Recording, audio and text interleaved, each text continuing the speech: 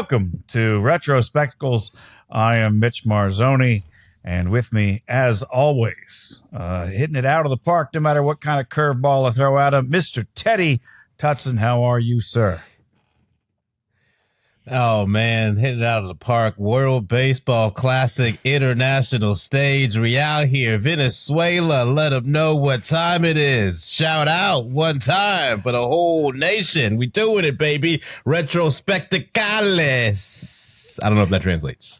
Okay, we're heading in part 3 of our introductory series of Hidden Gems. This time, Teddy picked for me. Well, for us. For us. But it felt a little... And we've been selected. Yeah. The island, of which... You felt they were going BT to the dubs, island. I feel like a million different... There's like a million different shows and movies. This is the 2005 Michael Bay film, The Island. I did not Hidden know. Gem. You didn't know about the island. You didn't know I did not this know movie existed you at all. You didn't know. We're hoisting a Michael Bay on me. That's right off the bat. I didn't know until the opening sequence came up, and it's like Michael Bay, and I was like, "Oh no, I forgot." I should have looked this up ahead of time. Here is. You absolutely should have. I can tell you, I had a modicum of due diligence. I had 3 immediate thoughts in the opening sequence. Okay. On the opening credits. Okay. Michael Bay. Oh, Jesus. And then I saw Sean Bean, and I go, okay, he's going to die spectacularly. And then I saw Steve Buscemi. I know we all want to say Buscemi, but apparently I went 45 years of my life saying Buscemi, and about 2 years ago, we're all finding out we're pronouncing a lot of names wrong these days. Yeah. I saw Buscemi, and I said, okay, is it going to be, are you going to get Sweetheart or Scumbag? Because he plays 2 guys, Sweetheart and Scumbag. Turns out to be Sweetheart, this one. But those were my initial 3 thoughts while I was still mixing up the popcorn and getting ready for the film. Those are my initial 3 thoughts. Now, what was your question?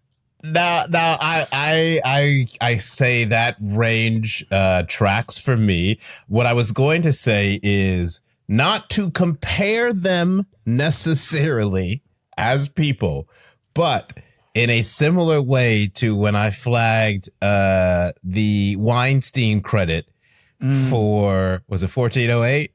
I think. Or Payback? No, it would have been 1408. Yeah, yes. No, it's 1408. Yeah. It was one of them. Yeah. And so I'm saying, you had your own very jarring opening credit moment as we go through this Hidden Gems piece in a very different way.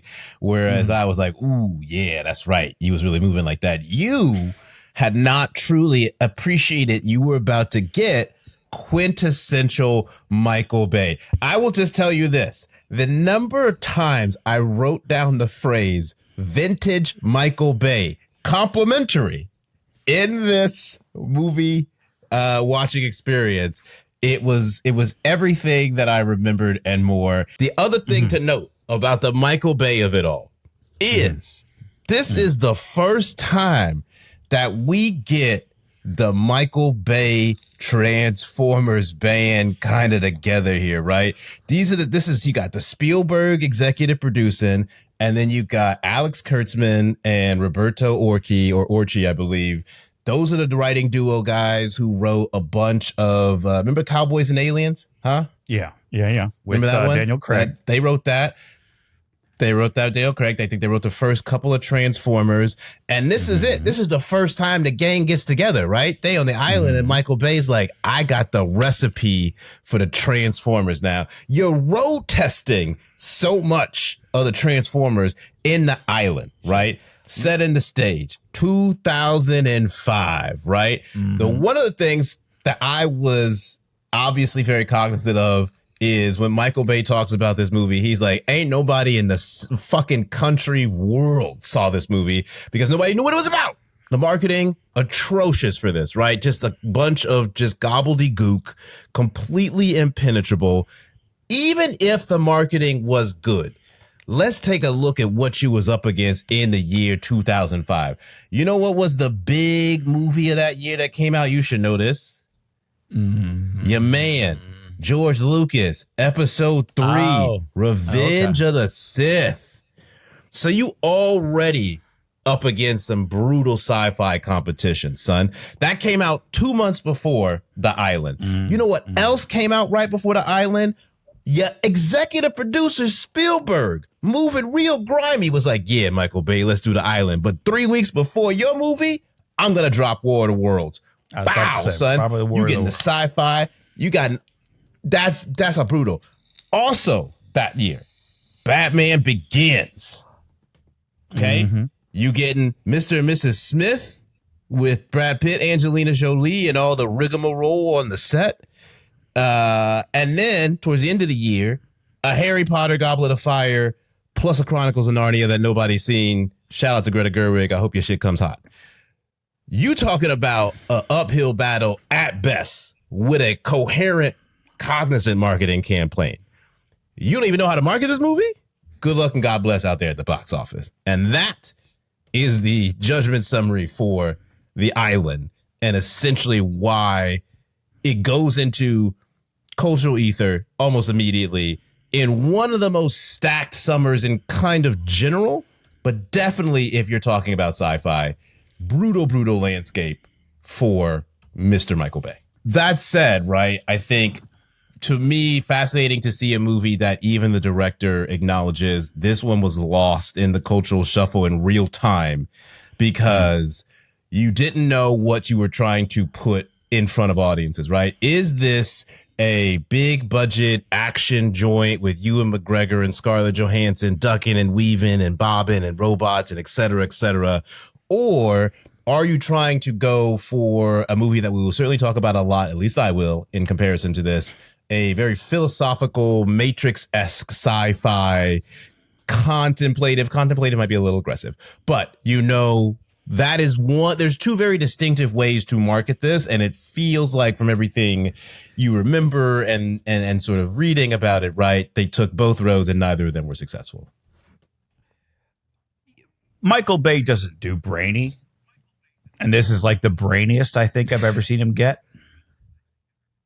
It is a much. There's some real. I'm not saying it's like a real thinker, here, especially if you. I'm just saying if for Michael Bay, this is about as thinky as it gets, and like he doesn't really do thinking. It is, and I was a little intrigued by it because the first 20 minutes, I was like, okay, Michael Bay is subdued. All right. Obviously, every 30 seconds, he's like, did you know Pepsi was a thing? Yeah, I know, Michael Bay. What about Mountain Dew? We're going to talk about the product placements? Look, I will say one of my favorite things. I was going to start clocking them, but I was like, you know what? I'm just going to ignore. You should have clocked them because I certainly clocked them. Why are these?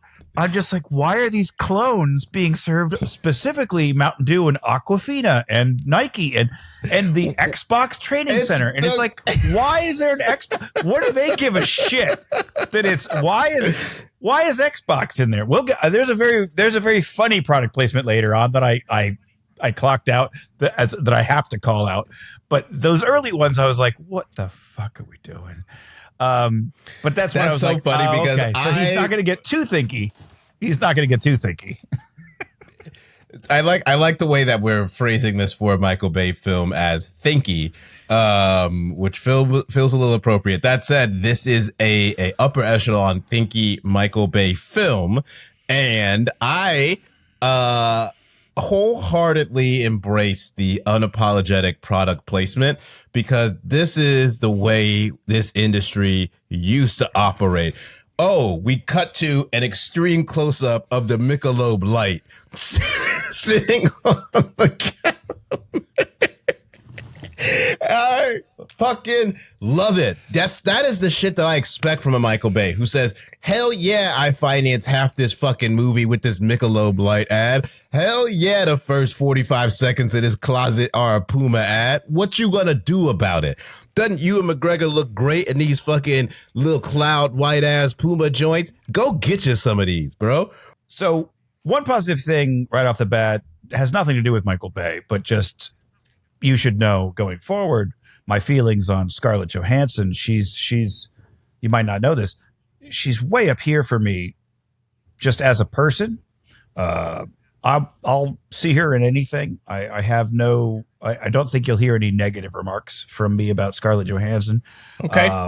Because Scarlett Johansson, she stand up. Best part of the new Jurassic World. Oh, okay. I'm not going to see every movie she's in.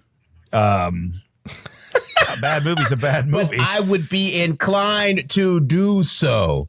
Yes. No. Nope. She did a Tom Waits cover album with David Sitek I'm of familiar. TV on the Radio. David Bowie made an appearance on it. And let me say this.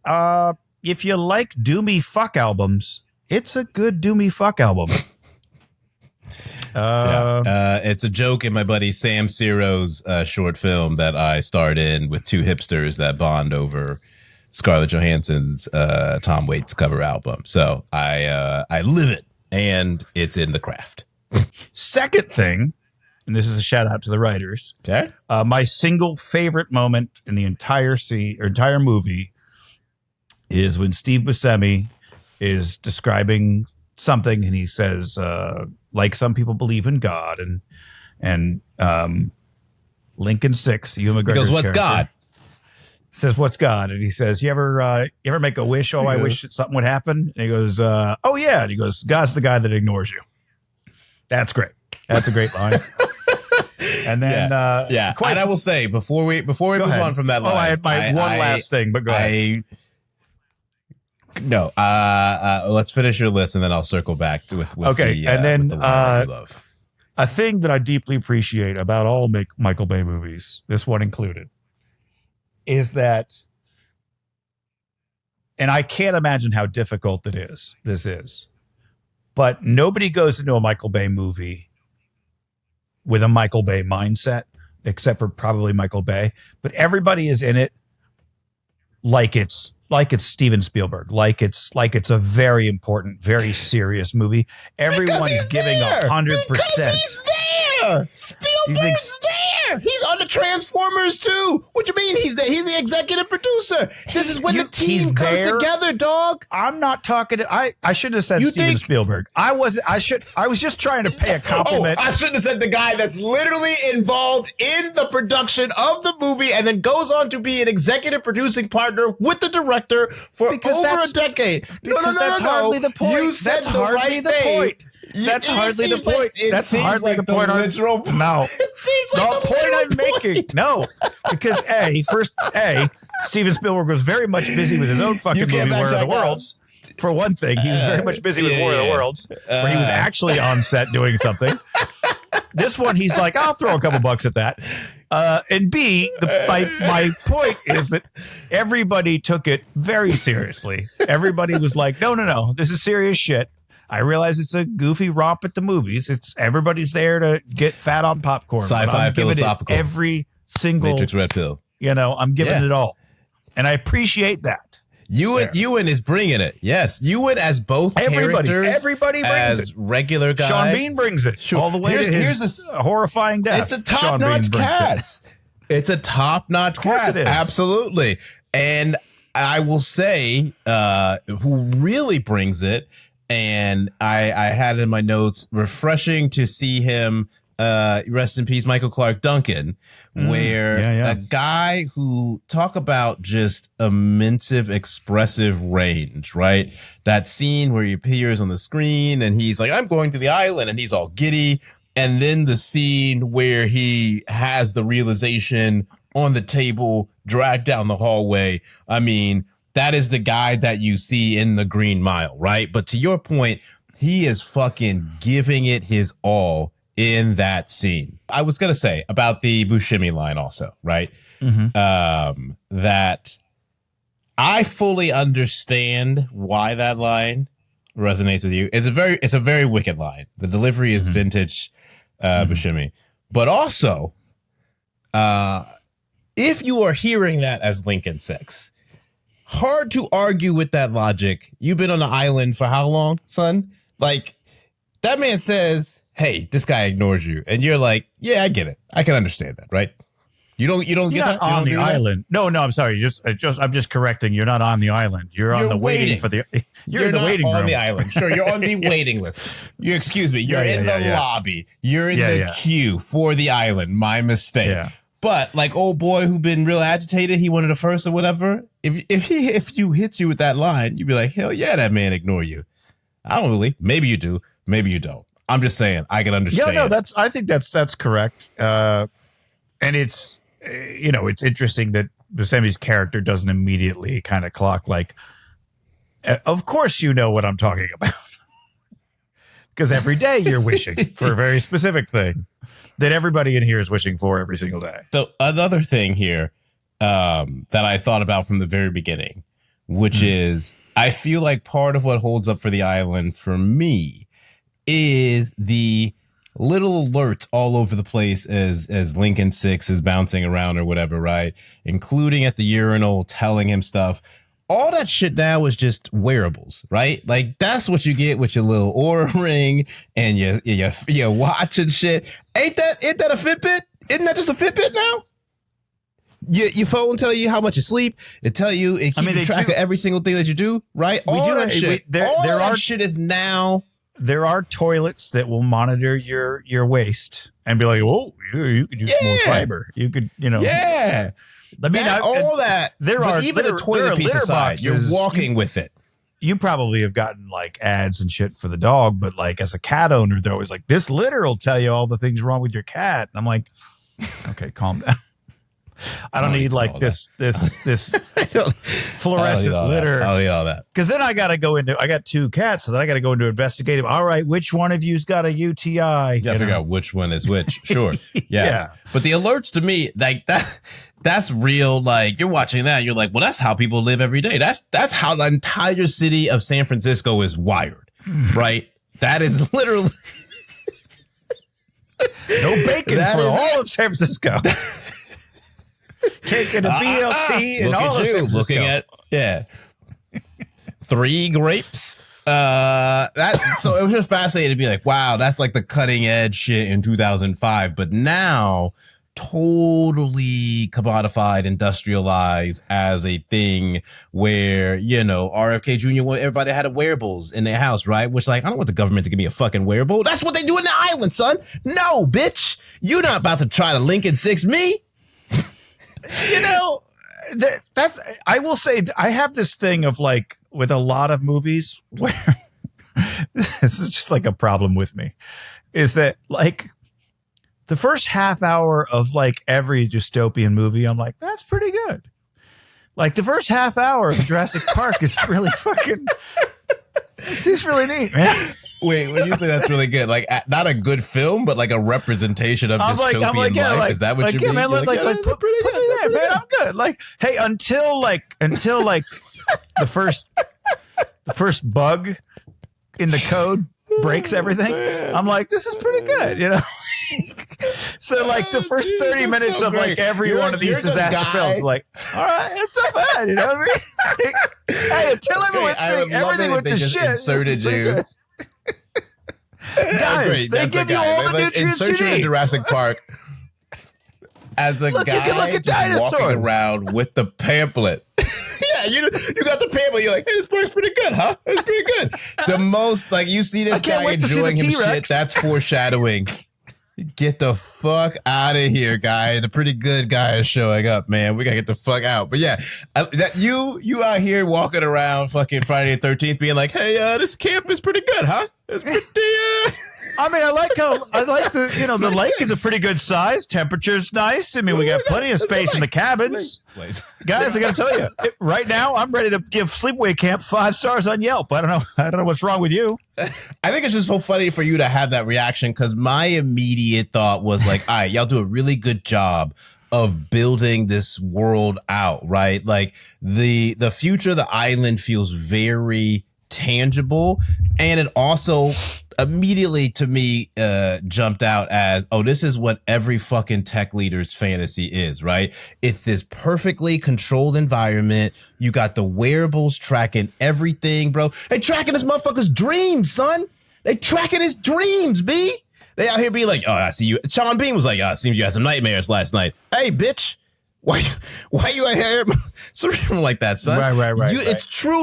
It's truly that level of. I think they were tracking Peter like Thiel the would movement, love this shit, right? I think they were tracking like the movement and like brain waves, and it was like, Mitch, oh, they that's put the kind of nanobots in this man's fucking eyes, son. Well, You don't yes, know once- what the fuck they was tracking, Post nanobots is a different story.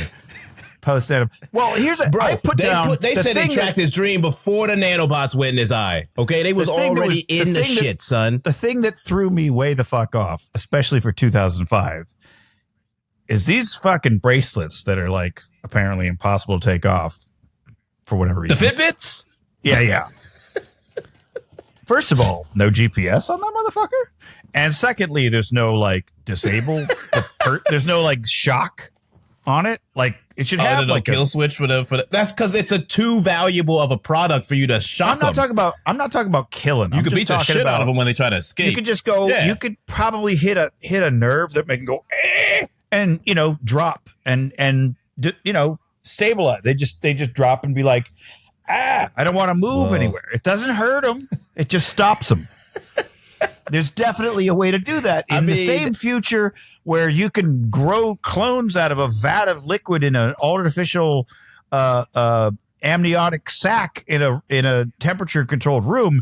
You can't put GPS on a smartwatch in 2005. That seems like an insane thing to be like, where is he? Where is he? I'm like, you didn't think to put a tracker?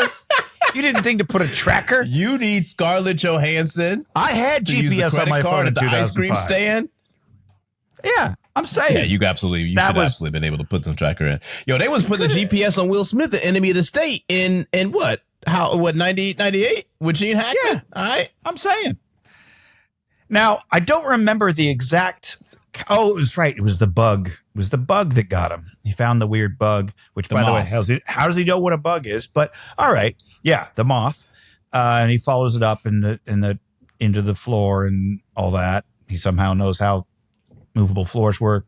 I'll let that go. I'm letting a lot of things go. This is the thing. This is a moment that I wrote down that I'm like, now how did this get past Teddy? But maybe it didn't. I don't know. Maybe this is like goes back to what was mentioned in episode 1 of this particular show. Is that like he pounds on her door on Island Day. It's her day. She's literally waited her whole life, as far as she knows, for the day. For Island Day. It's Island Day. It's fucking Island Day. Yes. And she pops open the door and there's her buddy. Come to congratulate her? No. He's here to shit on her fucking day. Like being on a wedding day, like, hey, it's your wedding day. Guess what? Your husband been fucking every whore in town. Like, he immediately is like, don't go to the island. It's a trap. They're going to kill you. I figured it all out in like while you were asleep. And she immediately is like, you're right. It's a trap. Where are we going? She just is. Her whole worldview is shattered in like 3 seconds. And she's like, okay, where are we going? I'm just like, what? No moment where you're like, I think you're trying to shit on. It's Island Day. Like, I've been waiting for this for a while. Why are you shitting on my day? It's Island Day. I think you're jealous. There was no moment where she was like, you're just jealous. No, she was like, you don't think that nobody else moves like me? Where they're just like, absolutely not. I will absolutely expunge every positive feeling I've ever had about the island. You're telling me you saw a moth and it's a bullshit. What, you saw a moth? This fucking island thing is bullshit. Smashing glasses. Yeah. All right, man. Yeah. All right. Tear it up. Attica. Yeah. Let's set this bitch off. Absolutely not. She didn't even see the moth. Yeah. Not even the moth man. Going back. Doesn't even know what a moth is. She's seen no moth man. She ain't seen no prophecies. She just heard the word bug and she goes, it must have been tiny. He goes, no, it was quite large. She's like, oh, I'd like to see it. Next thing she knows, he's at her door the next morning on Island Day. I can't emphasize enough. It's Island Day. And he's like, they're going to kill you. It's all fucking fake. We got to run away. It's a good thing we have these bracelets that don't track us. And she's like, yes, we've got to run away. I fully trust you. I'm on board your insane plan. And I'm like, why? In most of these kinds of movies, you expect a brief moment where she's like, hold on a damn minute. You expect some tension. You expect some resistance. Yeah, you expect her to be like, "Hey, guards, I think we got to look it up again. Lincoln 6 over. I think Lincoln's lost his fucking marbles." And did she see something that they do to him? And she's like, "Wait a minute, Lincoln might be on to something." And that now she believes him. You'd think, yes. And they were like, Michael Bay's like, we don't have time for that. I got $800 million budgeted for the rest of this movie. We need to get through these first 5 minutes of bullshit dialogue quickly. Thank you. That's kind of where I am truly. Vintage Michael Bay, complimentary, right? He is like, hey, it's Island Day. Fuck all that. We got the writers were like, so we got this little backstory, and he's like, I don't care about your backstory. Do you have any idea how many things I gotta blow up in the next hour and a half? Thank you. Do you realize that Act 2 is actually 2/3 of the movie? I'm bookending it with some bullshit. I got a lot of cars that gotta get smashed by these tires. Listen, the man saw a bug. Time for talk is over. Let's get to explosions. What else is there to do? What else is there to discuss, Jordan? I saw the moth. We gotta go. Okay.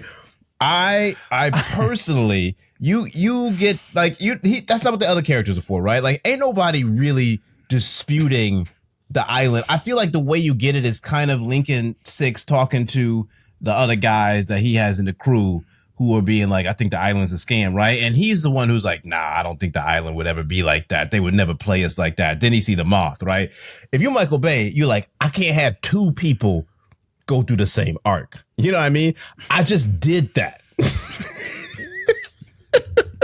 What about Terry Gilliam? One realization per movie, sir. Fuck you mean, bro? Fuck you mean we gotta do it again? I got other shit for Jordan too. That I have got to show. I've got to show a futuristic Los Angeles where, for no fucking reason whatsoever, to get there, you ride on hover trains. Everything else is identical. Hey, there's no new technology, but the trains hover. What in the absolute fuck? He's like, put nanobots in this man's eyes. What are you talking about? No new technology. But nobody knows about what's going on in that building. Transit? You talking about transit? No, I'm saying like nobody on Earth knows what's going on in that building except for the billionaires that have fucking bought in for their clones. Nobody knows what's going on in that building. They just know this dude's doing something in a building that's got something to do with health, and that's all we know. So nobody knows his technology. Right. But then outside of that, because I saw the hover train and I was like, and I wrote down hover trains. And then I was like, okay, what? Because the other part of it, for people at home, this is supposed to take place in the year 2019. So only 14. So he was like, in 14 years, we're going to tear up all the train tracks, replace them with maglev systems, where the trains are about a foot off the ground, across the whole country. That's how you'll get to LA. Now, we don't know the desert. What precipitated his 2019, right? There was a lot of other stuff. Okay. It wasn't just, he said, hey, we just taking, Oliver and Flower Street, and we going to turn it into hover trains. Even still, when we show downtown Los Angeles, okay, there's cable cars in the air, which is like, we have the technology, but why would you want that? Because, of course, one snap of the cable, and it's Michael Bay. He's like, snap the cable. I mean, obviously, that's why you put the cables there, so that Michael Bay can smack the cables down. But I'm saying, realistically, you wouldn't do that. Course. But I'm saying the rest of it, I was like expecting all the cars. Mr. City Planner. Get your bitch ass off the set. We don't need you here. I was expecting all the cars would be hovering. And like, no, it's like, there's a Honda Accord. And you're like, this is a car. Like, you have a hover trains, but the cars are still just using regular ass wheels. It was so weird to me. What's up with this fucking Saturn, man? What's going on with? Yeah, man. Like, what the fuck? I was really thinking a lot about some of the cost that they toss out here, right? Like, yeah. There's a scene where Sean Bean is like, "Oh, that's $5 million worth of product," and I was like, $5 million? That's it? Yeah. They talk about 200 million. Yeah. They blowing up the whole island at one point. I was like, son, he's like, that's not even wipe it clean. Data center. He's like, wipe it clean, kill all the clones. $200 million gone. And I was like, 200. What are you charging? Like $1 a day? Bro, your movie had $126 million budget. Yeah. Hey, Michael Bay, how many clone centers do you own, man? You telling me we could make a whole ass island operation? Bro, you see the pull-out shot where they show you the Matrix like towers and shit? You telling me that's 200 million in the year future to 2019? Yeah, I'm about to say, there's if you're no 20, way. There's 2005, no way, Mitch. If you're 2005 speculating on 2019 dollars, that's a reverse inflation thing. But even still, so you're thinking like 2005 dollars, what, like 180 million, 170 million? So yeah, very nearly the budget of the film. Well, that facility should be like a $2 billion facility, dog. Like, talk about the one time that Michael Bay's imagination was limited or whatever, where it was like, yeah. Like the dude who's about to just run amok with Transformers for the next decade was like, yeah, the whole clone facility, 200 million. That's not even a fucking LeBron James contract maybe back then, dog. I don't even know. I wonder if Michael Bay was doing the thing where he just has no idea. Like, you know how rich people, how much things classic, cost? The classic Arrested Development, it's a banana. Well, how much does a clone cost? Yeah. How much does a clone cost? So it's like Michael Bay has no idea. And like, it was in the script that it was actually $200 billion for the clones. And Michael Bay was like, no. Nobody understands numbers that high. 200 million. And they're like, Michael, you spending that on this movie. And he's like, I know, but nobody understands. Michael, that's almost the cost of this film. Yeah, we can't go higher. He's like, wait, no. If you say $200 billion, that's an astronomical. People's heads will explode. Just say each clone is like $20. Okay. The other thing, since we're talking about the year, that I clocked as my notes was when he talks about being in compliance with the eugenics law of 2015. And I was like, what a cute concept. It's a cute concept that the Black Ops diabolical clone guy is like, talking about even having anything to do with the fucking law, right? Like that is such a archaic little no. And also the idea that the United States of America in any timeline by the year 2015 would have a federal eugenics law on the books is so aspirational. It makes the nanobots and everything else feel more realistic than anything. Dog, we were sterilizing people when they were still airing fucking Good Times. Like, we were just sterilizing people all over the country, and especially a lot of prisons and shit, man. So crazy to me to just see that moment and be like, oh, that's very funny of you, Michael Bay. That's very funny. Also, would it fall under that? Wouldn't it fall under a cloning law? That would have made more sense to me if they said the 2015 cloning laws would have made more sense. When they said eugenics, I was like, does somebody not know what that word means? And they think you mean genetics?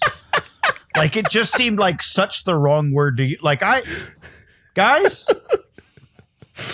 a word, please.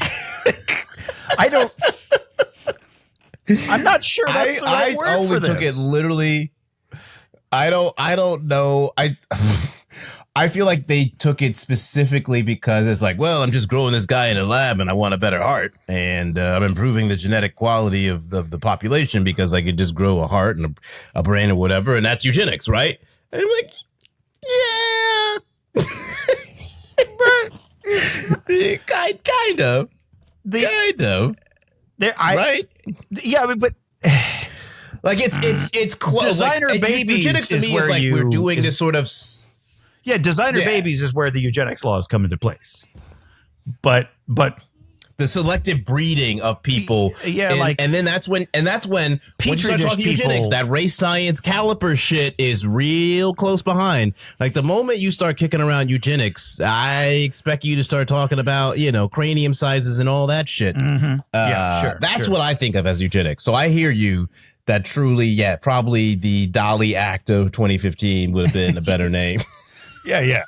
So they get to the city, and there's an MSN search booth.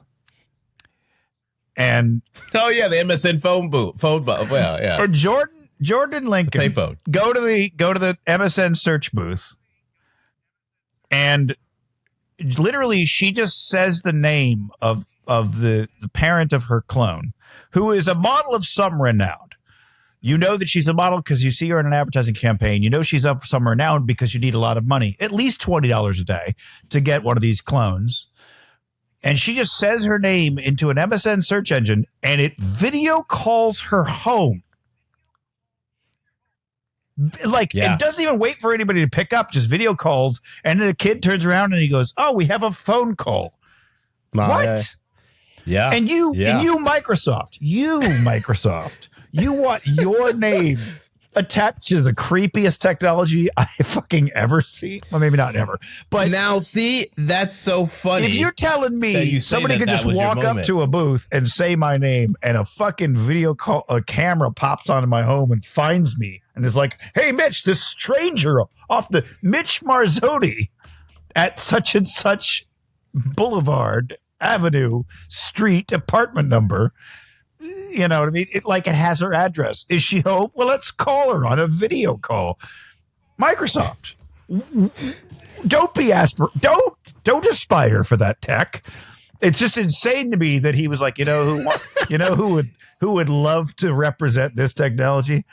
Old Billy Boy Gates. I'm going to give him a ring on that. Of course he would. And of course he would. This is still, I have a note between both of these movies, actually, that it is fascinating to see some of the techno optimism in comparison to what comes out of Silicon Valley now. Because to me, I don't see that as crazy at all in 2005 that Microsoft is like, hell yeah, we want to be the face of the technology that connects you with your kids and whatever, anywhere around the world, right? Like, this was the era of Skype, son, being cool and cutting edge and innovative.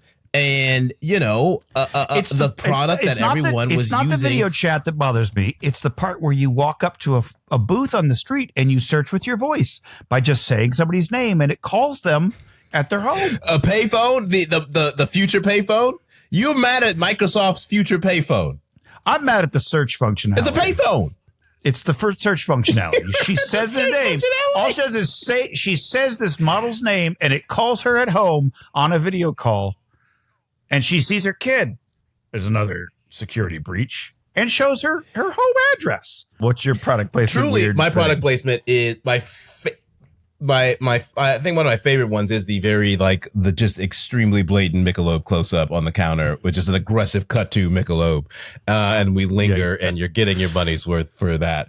The one though that I feel like is product placement as an art form, right? Like you could teach it as this is a craft in and of itself. Michael Bay's school of how to get a couple more bucks. Yeah, Michael Bay's school of financing your film, right? Yeah. To the fact of bringing it very thinky, very explodey. I think this is right around the scene that we're talking about here, where, and it's such a beautiful, poignant moment in an otherwise loud and boisterous film, right? Clone Scarlett Johansson, Jordan 2, I believe her name, right? Yeah, you got it. She sees her real self in the Calvin Klein ad. She sees Sarah Jordan, right? And we see this whole emotional journey that Jordan 2 goes through as she's looking in the window, and she gets so introspective, right? Like the processing of my human self and et cetera and all these things. And the kissing. It is truly a very heartfelt scene, right? And then with Lincoln coming and them over the shoulder or whatever. That's not the kind of shit that you typically get from Michael Bay, right? That is true heart, emotional resonance, but also impeccable product placement, son. That Calvin Klein ad is on the screen for the whole time. When it's not Scarlett Johansson looking pensive, thoughtful, it's Calvin Klein, son. It is truly, he's like, just put the whole fucking ad in the window. How big do you want it? Why stop at a bus? Why stop at that? Get the whole window. Get 6 windows. Put a big ass Scarlett Johansson. She close her eyes, put it on the inside of her eyelids. Fuck it, man. Listen, this scene really does 2 things. It gets us an extra $50 million. So fucking beautiful. And it teaches Scarlett Johansson how to kiss. So that's important. She's got to learn how to kiss. We get to let Scarlett act. She's acting her ass off against that Calvin Klein ad, bro. To me, that's incredible. Where they're like, hey, man, it'd be great if we could get one more in here, Michael. He's like, say no more. I've got the perfect scene. They're like, wow, this is really heartfelt. Yeah, we're gonna slap that Calvin Klein ad though, right? Other thing that I think about a lot in this with the technology thing that you're talking about, right, to the nanobots and stuff, is how, like, okay, you're thinking about, all right, we got some of these treatments, right, where they be saying you can get in the bloodstream and shit or whatever, but I feel like I thought a lot about some of the Neuralink shit with Elon Musk, right, like where you're implanting chips in patients or whatever, especially when you put the nanobots in the eyeballs. Like, there's certainly people doing some shit in Silicon Valley that would run afoul of the eugenics law of 2015 right now, amongst also other real laws, for sure. Sure. If we still had laws, they would definitely be violating them. Yes. If we still had laws, they'd be running around 100%. But I also thought that the piece of how they integrate, like, robots and human surgeons kind of tracked pretty well as a thing that you would see, because the robots, there's still humans there, right? There's still a need for a human surgeon. They're augmented by robots doing a lot of stuff. That I feel like also kind of fits in really neatly with something that seems really applicable to current day, right? Like, you wouldn't just see full-fledged robots doing all the surgery. They do that now. Yeah. Yeah, that's what I'm saying. Yeah. You're seeing more and more of that. Yeah. So that to me was like, okay, positive development anticipation on Michael Bay's side. Yeah. I mean, they've been doing that in Singapore for probably They're not at the level that they are in this movie, Mitch. Don't act like they have that level of robots in them. Probably of course not. You just went out here saying, yeah. Probably. Probably not. Probably not. Probably they don't got not at all. They don't got eyeball nanobots. Thank God for that. No nanobots. No nanobots. No nanobots. I did think it was also fascinating, though. I do not consent to nanobots in the eyeballs, no matter what checkbox I might have to click to download something. I will remember that if you're under duress by the state, off the books in a black site. I heard this man on a podcast say it distinctly. He did not consent to nanobots in the eyeballs. I honestly, I feel like the part of this that to me, compared to our other film, in Brazil, right, where like, I think the philosophical elements of the island really, and again, to get back to the thing that really resonated with me of the concept of the island, right? This incredible, elaborate ruse with this seductive false promise and this incredibly sinister mission being masked. To me, that is the stuff that feels like it's coming out of Silicon Valley in just troves right now, right? Like that speech from Sean Bean where he's talking about creating the agnates or whatever that have no soul, so you can just run it up 5 million a piece. That shit sounds exactly how some of those guys like Elon Musk and Sam Altman talk about technology and replacing human beings, right? Let's get rid of this sort of human husk and move into the next advancement of ourselves. Who gives a fuck about a soul and all that kind of stuff or whatever? It's a product in every way that matters. It's not human. That shit could literally be in the materials for many companies that we deal with every day. Also, side note, talk about perfect casting with that PR director or whatever his position is. Total fucking slime ball. And he just looks the part as soon as he walks on screen, right? Like Michael Bay being like, I need a guy who's a corporate fucking sleaze bag. Yeah. I need that guy. Please. Give me great. I need his first line to be, we're going to go out there and do some selling. And it's like, we're kind of in the middle of a crisis. And it's like, yeah, but right now there's a chance to make some sales. Like, that's like, he immediately goes like, hey, best time to do it. Like, listen, we're in crisis, but also upgrades. Upgrade? Yeah, time to get it. Like he is, and truly, you know, we haven't hit him with about that. We haven't hit him with that extended warranty talk yet, have we? Because this feels like high time to talk about that extended warranty. And give this guy some credit. He is doing the dirty work himself of calling high value clients directly. Right. Mm-hmm. He's on the phone after shit goes south at the, the facility being like, hey, I'm so sorry that the motherfucker showed up at your house looking like you. What can I do for you to help you out? Okay.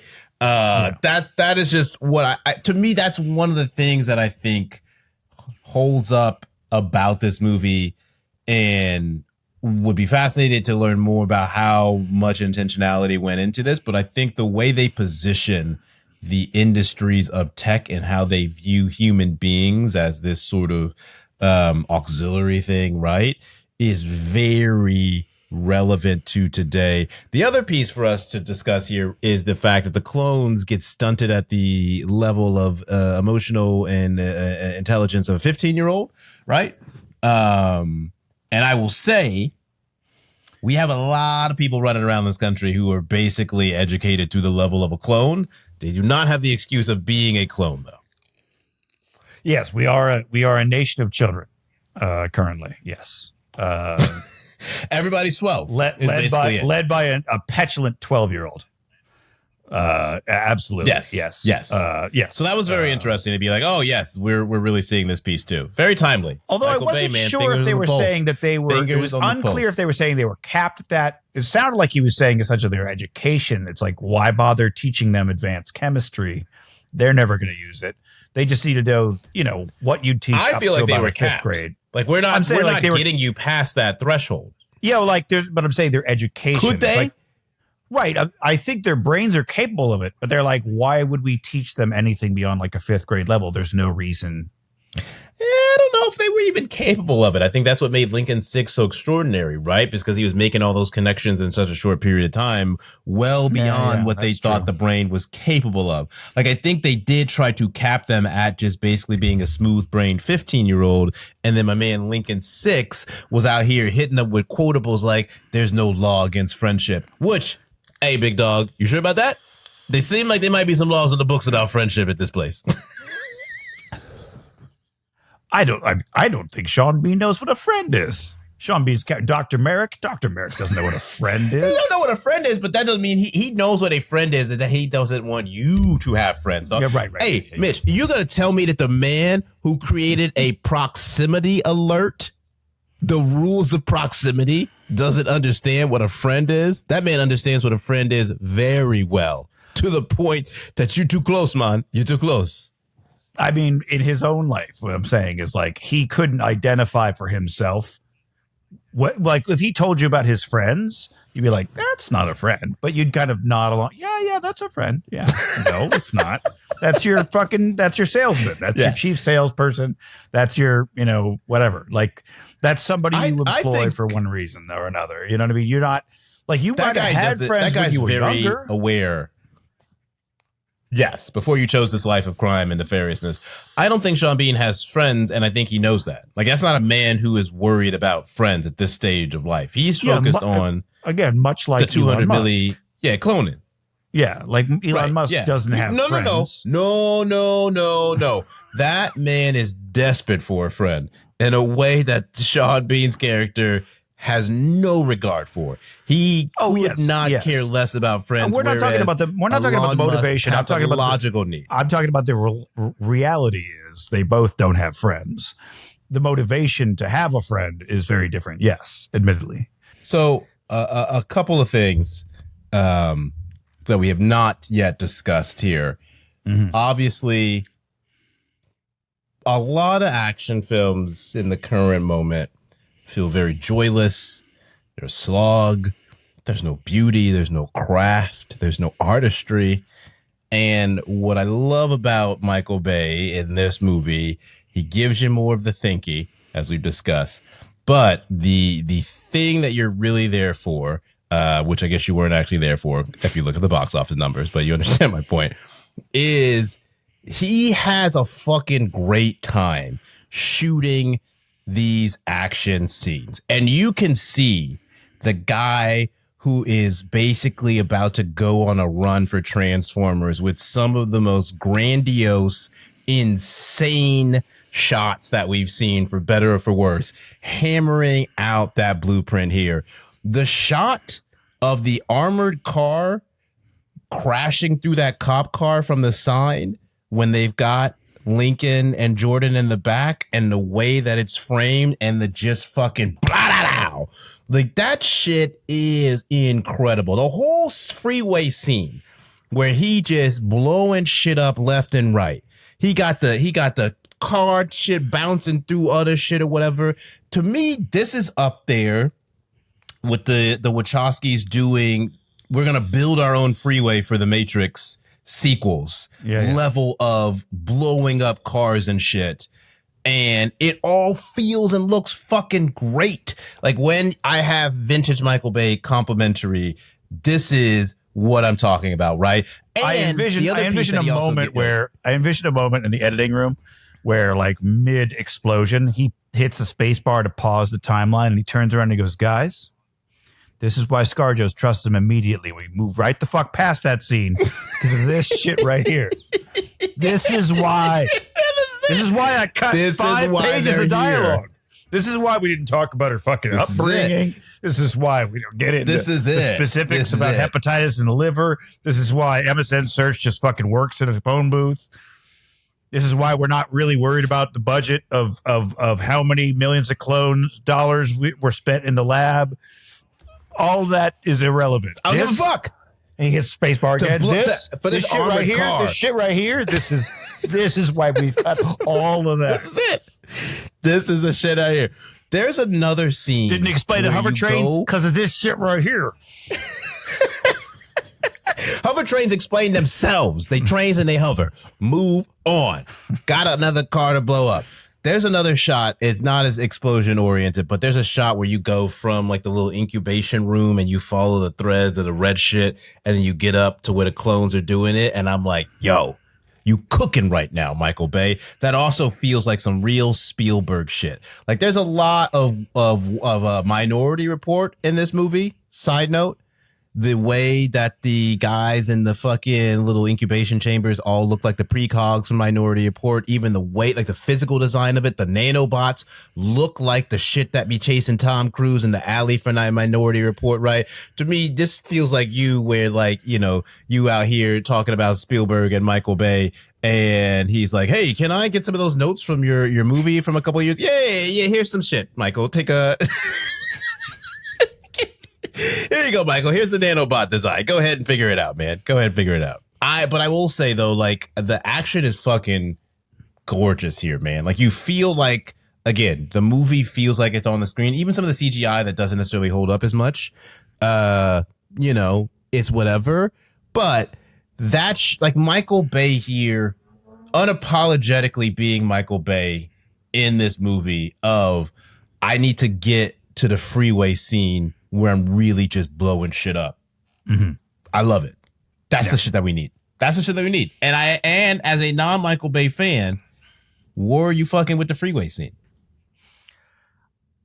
It's all right. It was pretty good. I mean, I'm not really. Come on, man. You're not really action. You don't really care. Adrenaline and getting your blood going. Listen, man. I once again, man. I like. Oh, look at this nice city that they got going on here. And then the moment it cuts the cable, I was like, see, that's why you don't put those cables up there. Like, you had a nice little transportation going past houses and shit. That must be nice. Looking out your apartment, people coming by. You're like, I hope nobody ever cuts that cable. And you go cutting that cable. Ruins the city, man. And then it's like, it's honestly, it's why it's really it's like one of the reasons that, like, modern day superhero movies kind of drive me nuts. Is it's like, okay, now here comes the part where we cause untold hundreds of billions of dollars of property damage. And I'm just like, okay, you know, it's just it kind of takes the fun out of it for me. But I guess the alternative is two unkillable people punch each other for an hour, and that's not very fun to watch either. So I don't know. You kind of lose me with the action movies. But you need. But if you don't, honestly, though, see, that's crazy. Like you get the shots of like the landscape. There's just some great shots of the desert with the fucking helicopters and shit, right? Even the little weird, like the little tilted angle where he's at the root sign or whatever. It's just Michael Bay doing very aesthetically distinctive things. I did notice quite a few times that he got a little Federico Fellini with it, where he was like, all right, we're gonna this random guy, we're gonna do a low profile, like shoot up from the ground, make him look like he's 10 feet tall. You see the artistry, and you're just like, oh, and I was like, oh, you see that shit? Is this guy king of the world? Nope, he's just a dude. And you're like, okay, well. Go on, but Michael Bay is great with regular people. That's what I'm saying. One of my favorite moments here is with the again, right? Like he does this with these like working class people or whatever. But it's the black lady that's in that movie where she's like, Jesus must love you. Like that's just the most goofy ass action movie moment. Yeah. You need that shit. You need a little levity in the island, right? We out here doing a lot of philosophical sci-fi, trial and error, human, no soul and that shit. We need a little person on the hover bus just saying, Jesus must love you. That's what I know. Jesus loves you. I know Jesus loves you. Now, my other guy who's in his is Jaimin Onsu, right? Who is the mercenary who gets called in here, who's the one who gives him the warning about the war. Yeah, exactly, right. Who lets him know. Now, I have a question as we get kind of close to talking about the ending here. He's smiling and shit, walking away. He helping. But he get paid? He get the check? Or he just walk away feeling so fulfilled and all that shit? Who paid him? The question is... Did he already get paid? Well, no. The question is, does Sean Bean have an accountant that's going to finish the books now that the line of succession is very well and truly fucked? Because like Sean Bean done been fucked the hell off, and the weight of the federal government's coming down on this company. Is he getting paid before they freeze the books? In their ass. Yeah. So see, I would immediately the moment I walk off screen, I get in the car and I'm booking it to the front office and be like, yo, where's that check? I'm gonna need that. I'm gonna need that direct deposit. Payroll. Payroll. Yeah, I'm gonna need that fucking now. Y'all need to get the ADP moving right now, man. Y'all need to hit my shit. If you could do that in cash, even better. I'll fill out the W-2 next time, next year. Man, don't even worry about all that. Just get me money. I hope he was paid in advance because I genuinely did think about that. I'm like, this poor guy went through all that trouble. He ain't getting $1 unless he goes, bro. Unless you go to the payroll office today before they get the call that Sean Bean's dead. Nothing, bro. you getting nothing at all out of this whole operation. I hope you're very satisfied in what's coming to you. That's good and that's all well. But I would imagine I would also like a Mr. Sean Bean check. Please, thank you very much in this regard. That's it. My man was smiling, walking away, and I was like, yeah, brother, but what about the money though? You did the right thing. And yet, could you also get a bag for that too? It's a pretty cutthroat world where they got the island out here. Because BT Dubs, I could see a year into your future, you're in front of a congressional panel. That's what I'm saying. So. Look, you think you're gonna disappear out of this? Like it's gonna be real tough for you to go off the grid after being involved in this that need shit. To be aid, sir. They gonna find you, man. You want all the traffic cameras with the hover train. So now, dust settles. Let's call it. Obviously, the math works out to 20 clones, but the visual looks like 100 or so clones. So let's call it 100 clones. 20 clones? You think there's only 20 people out there? I guess 40. Well, at 5 million a clone, he said 200 million. 40? That's 40. I know. I'm saying visually it looks like 100, 200. So we're going to have to go with the visuals. What if we don't trust this man's math? What if this man's under duress and his math is totally off? Son? Obviously, we don't trust this man's math. So let's call it. There's a lot more people in that building than 40. Let's call it 200 clones. How many clones are you going to say? 200? Hey, man, I honestly feel like there's thousands of clones out here. They got Matrix-esque towers in this bitch of clones. You think there's only 200 people in this high-rise ass cloning? I think he's got 2,000 rich people for sure, bro. Let's say it was 2,000 clones, all right? We just need a number to work with here. I'm lowballing this. All right, let's go 2,000, right? It's 2,000 clones waltzing out this building that will never be, knock on wood, fingers crossed, will never be operational again. What do they do now, but what do we do now as a country? And hypothetically, I put you in charge. You're in charge of that government panel. What do you do now? What is the policy? I have my theory, but what's yours? Yeah. Now, I just want to take a step back before I get into my policy recommendations here. A large-scale strategic perspective. Maybe one of the worst plans I've seen conceived and executed between Lincoln and Jordan of going back with no actual vision for what to do, right? Like, you freed the clones. What's next, bro? Like, that's where I started. Like, forget the government piece. Y'all done free the gang, right? Free the gang until they say it backwards. Clones is roaming everywhere. Where they going? What they doing?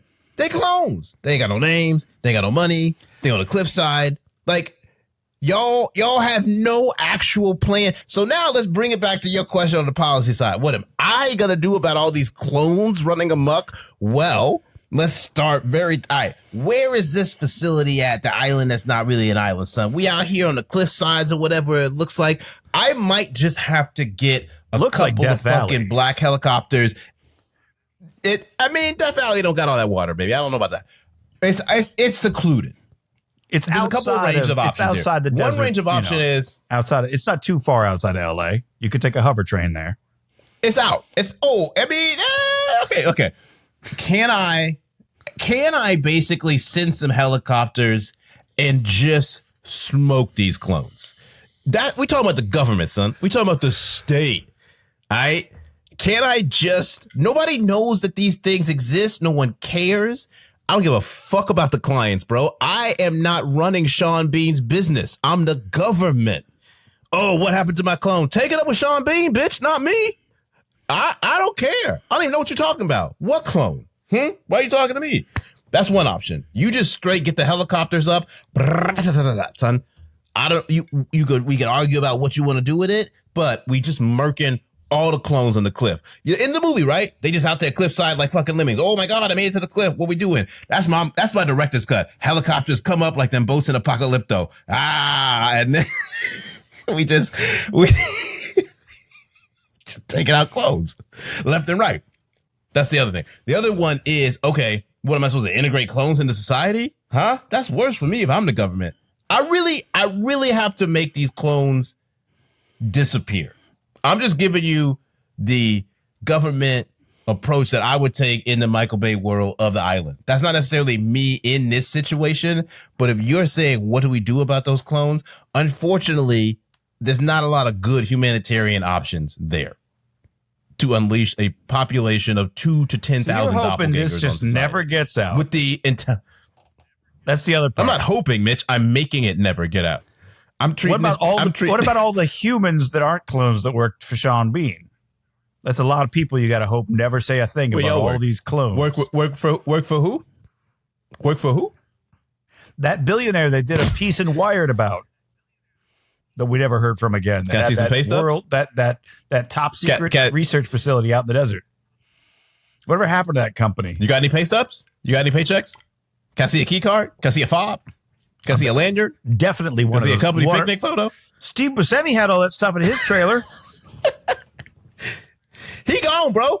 Hey, I'd have paid a nice couple gentleman who walked in on you in the bathroom who was actually very understanding and tolerant for 2005. Yeah. A little bit of a surprise there. Those dudes are absolutely taking care of you, bro. Loose ends on loose ends on loose ends. I'm taking care of all that. Like, I don't see how you can. That's the thing that they always say about the program. That's the whole thing they always tell you about government conspiracies. Is like, okay, let's say we faked the moon landing. Do you have any fucking idea how many people you've got to pay to keep that shit quiet? And yet nobody's come. So like, this is another one of those. This is like, we're still talking about a team of like a few thousand human non-clones that knew at least something. A lot about of loose ends that you would have to murder. You'd have to murder a lot of loose ends. You have a whole new governmental department just dedicated to cleaning this shit up the same way that people have been hunting down Nazis for years, right? Like, that would be the dystopian version of this as well. We just have to literally get rid of everybody who ever knew anything about this program. You got to catch. Now, the other thing is, every single one of these, one cockroach gets under the door and goes to, I got nanobots. Washington Post. I got to use Sean Bean's technology, and I'm taking out the Washington Post too. Y'all don't have to exist. Everybody's going down. We black hole in all of society to clean up the clothes. Seriously, nothing. Look, I am taking it seriously. Okay, look. Here's the other thing. I would say the other I'm limiting the scenario at the helicopters come up and you're just mowing down clones, and then we're black backing them and we got to get out. That's one very dystopian. The less dystopian, I mean, it's still dystopian, but okay, we're integrating your clones into society. I got to get y'all names. I got to get y'all lives. I got to get y'all new memory impressions, right? I got to do all this shit. But y'all also gonna be walking around looking like somebody else who looks the exact same. I have a solution for that. What kind of do I got to get? I got to get y'all jobs. I got to get y'all money. I got to get you. So my solution is, look, Moneybags McGee 1%. You paid for this shit. Your fucking problem. All right. They live with you now. We're gonna tattoo their face. Right? Tattoo the face so everybody knows that they're clones. But they're on your meal ticket. You're gonna tattoo their faces? Yes. You got nothing. You're absolutely worse than me. The government is going to tattoo their face? Yeah. You got to make sure that you can tell the clones apart. So that rich bag money McGee. You got nanobots. Why you got to tattoo their face like Post Malone, son? Because why we got to do that? Why we got to hit them with? Because who doesn't wish that they had an evil twin they could blame everything on? This takes away the evil twin. Me. Everybody wants an evil twin they can bit. They don't take away the evil twin. If anything, you've just incentivized the evil twin to be even more nefarious while living in the house of the person who just tattooed their face. They don't have to live in your house. You can get them their own apartment. It's on your fucking budget. They have the ability to thumb. They have the same fingerprints as you, as we saw when old boy got in the car with him, right? So, you gonna lock your house and change the keys? Surprise, tattoo bitch. The face? What? Sear off the fingerprints. So now, sear off the fingerprints, tattoo the face. That's easy. Instead of just putting these clones out of their fucking misery as a benevolent Dr. Doom-led government would, they don't know shit, bro. They're not happy. They happy. They coming out the cave. They don't know anything. Their little clone faces. They were so happy to see freedom. They don't know what a tattoo on their face is. Honestly, I'm talking like an afternoon under anesthesia. They go to sleep. They wake up. They got a facial tattoo. The fingerprints are seared off. They don't know nothing about nothing. And then you tell the rich bags, you go, listen, you made a weird financial decision, and now it's incumbent on you to take care of this fucking thing. If you kill it, that's murder, right? If you, it's basically your child. Right? Malnutrition. If you sear its fingerprints off, though, that's just good government. No. The government does that. The government takes care of that part. That's pro bono. That's a service we provide. That's what I'm saying. If you can't tattoo their face or do the fingerprint searing. That's our job. I truly you can't bring them in on any of your weird. You can't bring them in on any. You do any of that weird sex shit with them. That's actually I don't know. This doesn't. That remains to be seen on that one.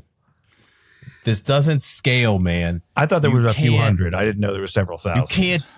I think your facility. Yeah. First of all, even if it's a few hundred, I'm just going like, because my thinking was initially, thinking was like, look, I was thinking the world's going to find out about these clones, and then we're going to have a debate about it. And I'm thinking, well, you mean, yes, the easy thing is, I guess we kill them because they're clones, but it's like, well,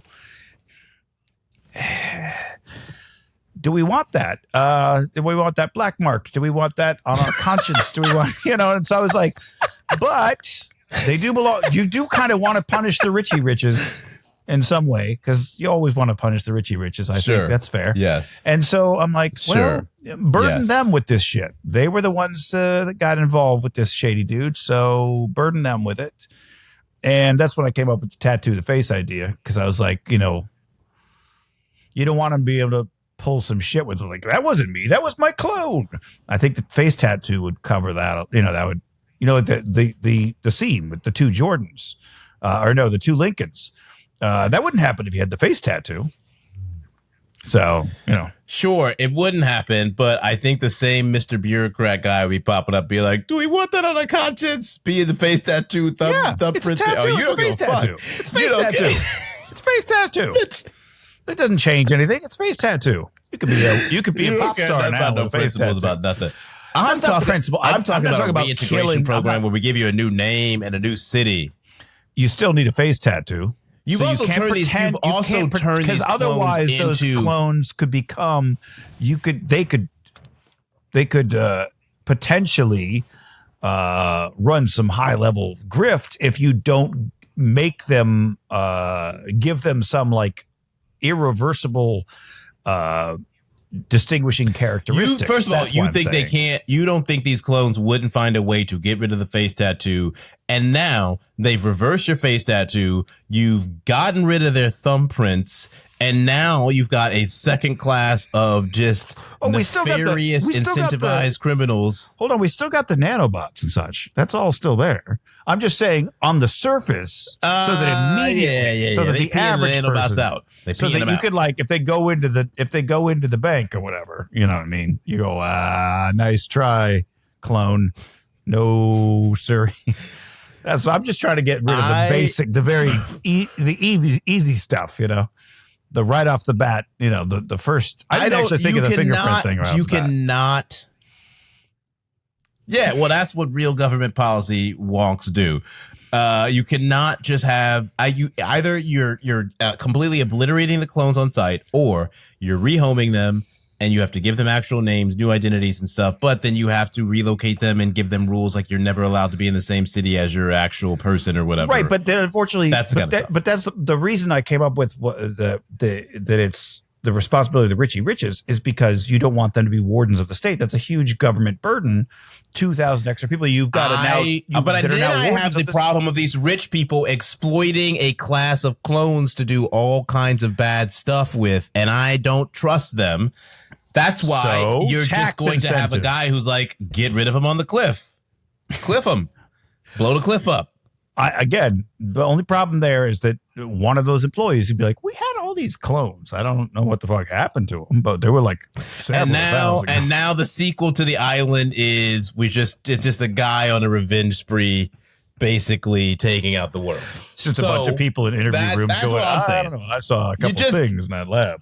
Yeah, at the end of the day, it's not as happy as they want to present it. With look at all these clones looking on the seashore. Oh, Michael Bay is not concerned about that. Well, we got a real problem. Michael Bay got his money shots. He's out of there. His helicopter's flying away. He's like, well, everything's cool now.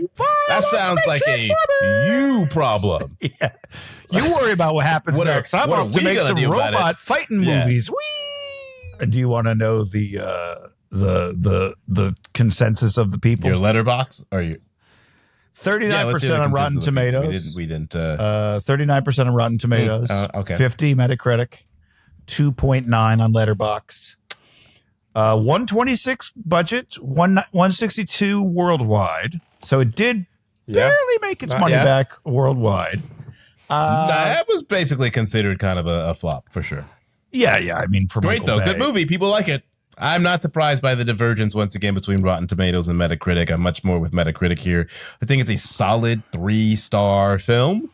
It's great. It's fun. And there's a lot of themes that hold up. And it's truly, if you want to get a taste for action today and a lot of origin points, you could do worse than, seeing Michael Bay sketching out the Transformer vision in The Island.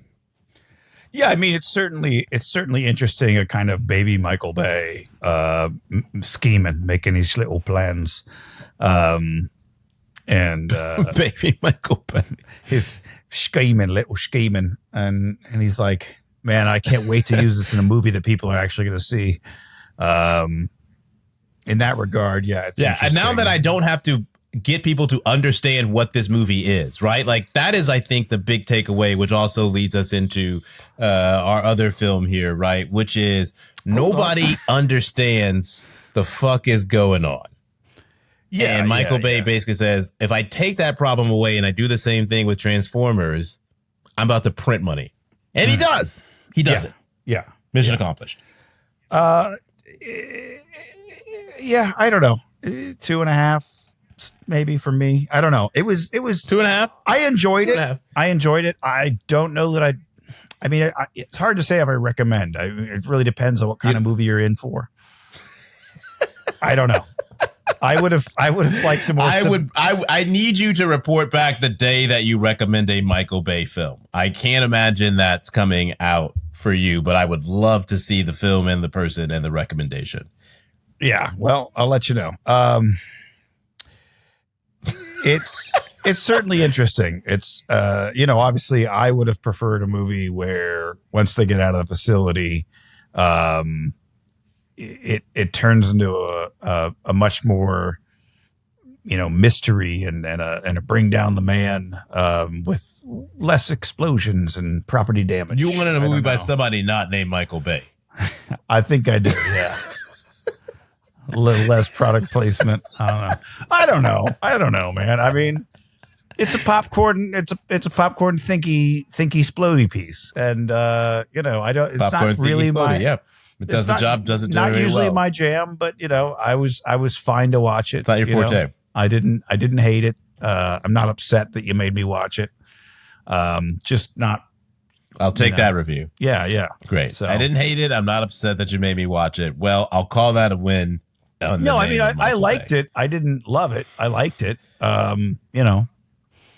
don't really have anything, overwhelmingly negative to say. It just wasn't for me. That's all, Truly, please continue to give me more of these complimentary things about it. I didn't like it. I didn't love it. I didn't like it. I have nothing more negative to say or complimentary.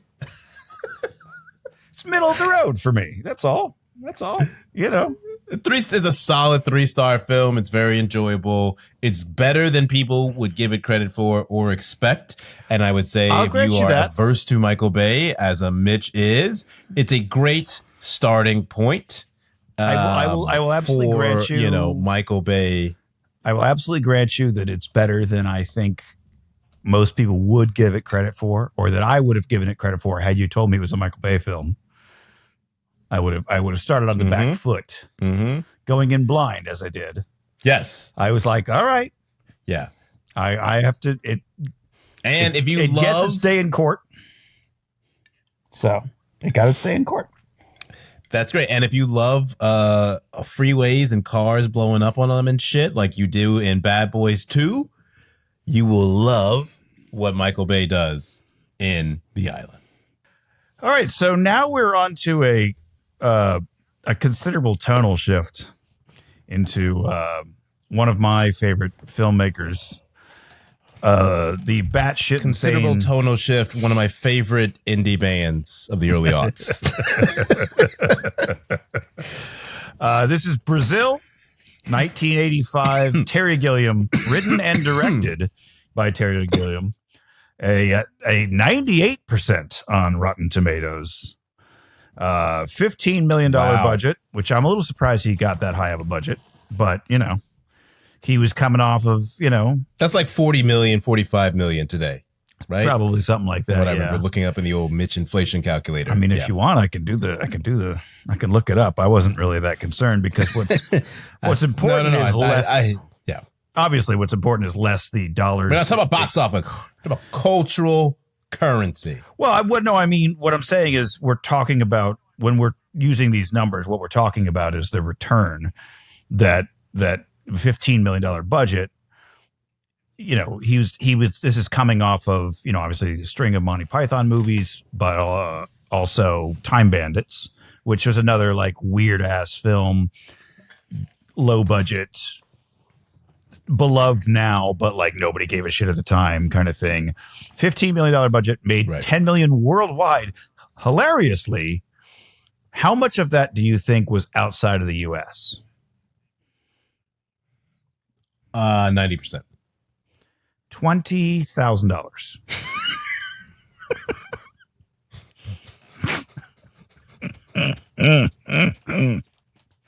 So like one theater, one weekend, it was like, well, there you go. one county in Yorkshire or some shit like that. Yeah. Oh, well, Shap, that was a good film there. I hope we made top dollar. What I had said to you, because I believe this is your first time finally watching it in its entirety, and I think I apologize in advance. First time watching it in its entirety, yes. And I think I apologize in advance. I just said, I'm really sorry. This is a movie. What I'm reminded of is was a Patton Oswalt album called 333. It's an early kind of sort of bootleg version. It's an uncut version of his first album. And it was 3 hours and 33 minutes of Patton Oswalt doing comedy. But at one point, he's talking about comedy in the 90s when it was like this huge thing. And every city, you walked 10 feet and there'd be like a sign that comedy. And people, oh, let's go see what this is. And when he was talking about it, he said, and that was it. That was comedy for people. You didn't have to bring anything to it. It was just there. It was just something you did.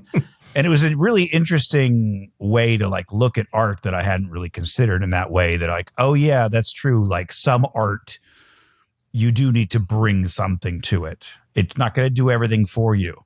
This is a movie that unfortunately you have to bring a lot to it. It's not going to do, it's not going to hold your hand. It is a demanding watch. Mm-hmm. Yeah, it is not a casual view.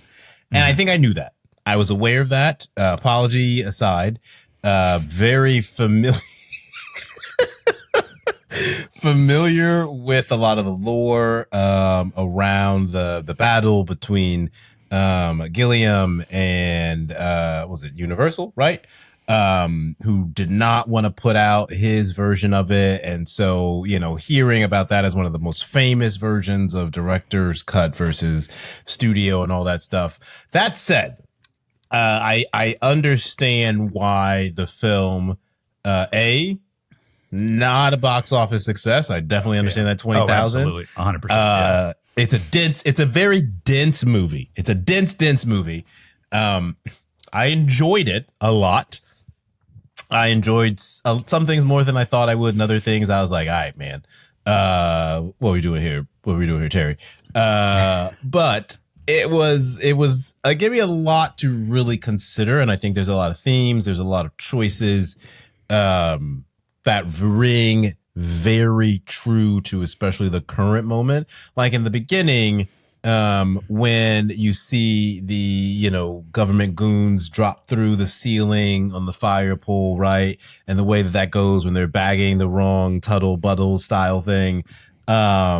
That whole shit, very hard not to think about the ICE raids happening right now and the way in which they are so reckless, so egregious in nature, right? That you see the presentation of something like that in this movie and you're like, this is ridiculous and over the top. And then you're seeing that now, right? 40 years later, play out in our society, in our day-to-day life, in places like, Don't You Knowsville, Minnesota or whatever, right? Where these goons are just being absolutely out of control. And so that was to me very fascinating to watch that sort of, 40-year gap between how Gilliam is presenting this versus what we're seeing now, right? And again, it's not subtle in some regards, but it's definitely complex in its presentation. Yeah, I mean, that's the thing is what struck me is I had forgotten how, no matter how horrifying a given scene is, it's all of it's couched in the darkest humor imaginable. Like even that horrifying scene of the kidnapping of the father, it's kind of, there's a world in which you could almost hear a laugh track. Like it's almost funny, notwithstanding what's actually happening, where they're like, ma'am, we need you to sign this paperwork and sign here. And here's my receipt for your receipt, confirming you've signed the receipt. And you should get a letter in the mail if you could fill out a comment card in 3 days. You know, like that kind of, like, there's no world and like, there's no place for that comedy, but somehow it's not, I don't know. I'm not sure how he gets away with it, but he does. Like I don't feel like it's gross the way he does it, but maybe I'm wrong on that. I don't know. Is that a bias for me loving Terry Gilliam, or is that like is he just, he cut his teeth with Monty Python where he's like, I know how to do horrifying, but still funny? Or is that just my bias? You know what I'm saying? That's a little column A, a little column B. But I do think that he leans on the Monty Python a lot, because one thing that I thought was really interesting as a juxtaposition, right, is the way that the sort of score for the movie is a lot of that whimsical Monty Python style music. And so I think, to your point, there is that sort of, you know, tension there between what you're seeing and looking at this Ministry of Information or whatever, right? And then you have this very do music and such. And so I think it gives you that space to play tonally with some of these things that would not maybe necessarily be funny in the hands of somebody else, but with him you absolutely can kind of play it for laughs, right? And I think, you know, there's some really sharp dialogue that also probably lends itself in how he approaches this with his experience with Monty Python, where there's that scene. I think it's with Sam, right? But he's like, it's not our mistake. And he's like, it's not? Whose is it? But it's clearly their mistake, right? And so I think that's very the kind of interplay where it's funny. And you're talking about something that's very serious in the sense of, oh, we're mixing up this guy who, Yeah, similarly, like when he visits his mom at the restaurant and there's that bombing in the background and everybody does a mad scramble to just put a shield up, and she's like, oh, I can barely hear myself think. And it's like, there's literally like a terrorist attack. People are dead and or dying. Feet behind the band starts playing again. Yeah, they're like this isn't rare, right? Like he's on fire. Like there is this. The waiter comes up. I'm sorry about the. Let me just get the shield up for you. And they're just like, easier to do with a British cast. I had a lot of that in my notes about. It's easier, and I think it's also very, you know, of that, the British piece, especially, you know, keep calm, carry on, is a thing that I thought about a lot of, like, oh yes, this makes a lot more sense culturally, how this is sort of emanating, where what do you sort of get used to, acclimate to with all of this chaos sort of happening in perpetuity, right? Where you're like, yeah, this is not rare. We're going to continue to have this dinner. And so I thought that kind of stuff he's very good at playing it for laughs, but not like capital L laughs, right? Yeah, like it's still played in a way where it doesn't overpower the overarching commentary around the larger society and movie and world that's being built itself. Absolutely. The only other one similar to that where it takes a beat to kick in is when the first time he goes to meet with Michael Palin at his office, and the stenographer's outside and she's typing away on the keyboard and she's just listening to the sounds of somebody being tortured, and you don't hear what she's listening to. She's just tapping away on the keyboard, right. And she's like, he'll be right with you. And then he looks over and he sees it, says, ow, oh my God, please stop. This hurts so bad. Ow, please. Oh my God, what are you doing? Please, God, no. And you're like, what the, like, it's one of the, it's absurdly just like horrifying, but like, it's funny because you're like, I don't really, and then she goes like this and you hear the fucking noises and you're like, oh, that sounds like, yeah, like very, like that kind of, all that discomfort. Now, you're like, oh no.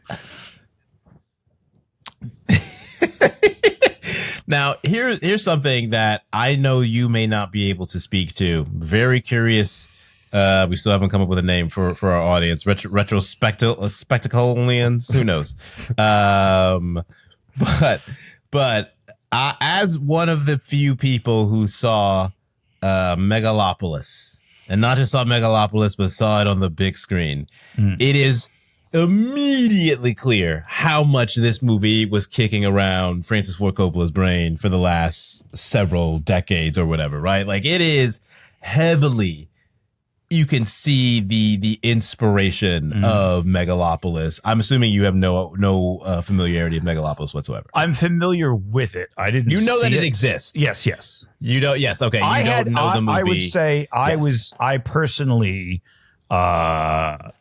I was a little surprised at people's reaction to it, having not seen it. I'm personally keeping an open mind. I feel like I would enjoy it because I also had the thought. Oh, of like, no, this you feels absolutely very would not. Brazil. You absolutely would not. All right. No.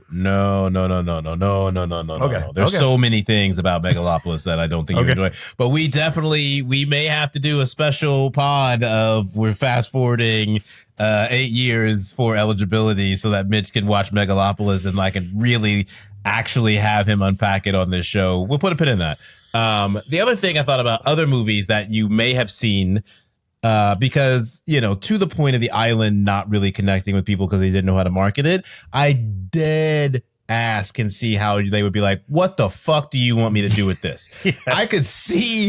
I could see old boy at Universal, who is it, Sid Sheinberg or what, Sheinberg. Who was the head, who was like, no, fucking no. And if I do, I'm putting a happy fucking ending on it because are you fucking kidding me? We're not sitting through this shit, which I will say, prefer the director's cut, watch the director's cut. I think the ending is perfect. I understand why Gilliam did what he did, but I can also understand why a studio head was like, you better give me puppies and rainbows when this bitch buttons up, buddy.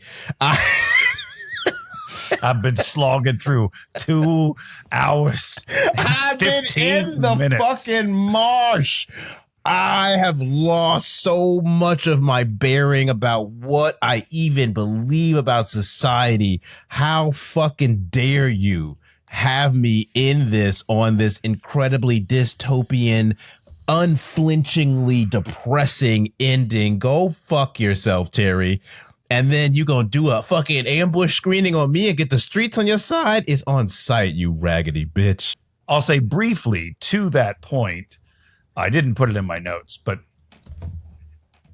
I'm trying to think how to phrase this.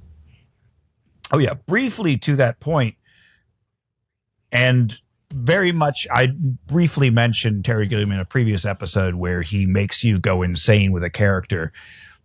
Everyone in this film, outside of Jill, the girl of his dreams, every single, to a background actor, to a person walking past, every single person in this film is a fucking cartoon character. Except... Oh, yeah, we got some people who are wilding out. Like, everybody's a cartoon character, except at the first part, Sam Lowry is the only sane person in a batshit insane cartoon fucking world with cartoon fucking people. He's right. And then he goes nuts with them, and you become Sam Lowry. Right. And... Yes. To your point, when you're saying, like, you put me through so much, like, by the end, you're like, just make it. Like, make it make sense. Make it do something. Like, you just dragged me and to Sam feel it hell. in this way. Yeah. And you're like, nope, absolutely not. You're broken and your brains never recover. And this is what it is. I had it immediately. I was like, when you see Sam being out there, I was like, oh, this dude is not built for this life at all, son. He like, I'm trying to have my nerfy job and my nerfy life and my mom And I ain't trying to see none of that shit. So the scene that was funny to me was when he's in the car and he driving and he keep listening to shit on the radio talking about the revolution of the war and shit. He's like, hey, man, I'm not trying to hear that shit. I'm trying to drive.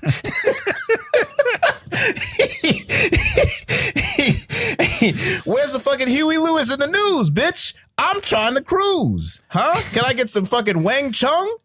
Can I get some fog hat? Some fucking Boston? God damn. It's tough out here. That's what Steppenwolf?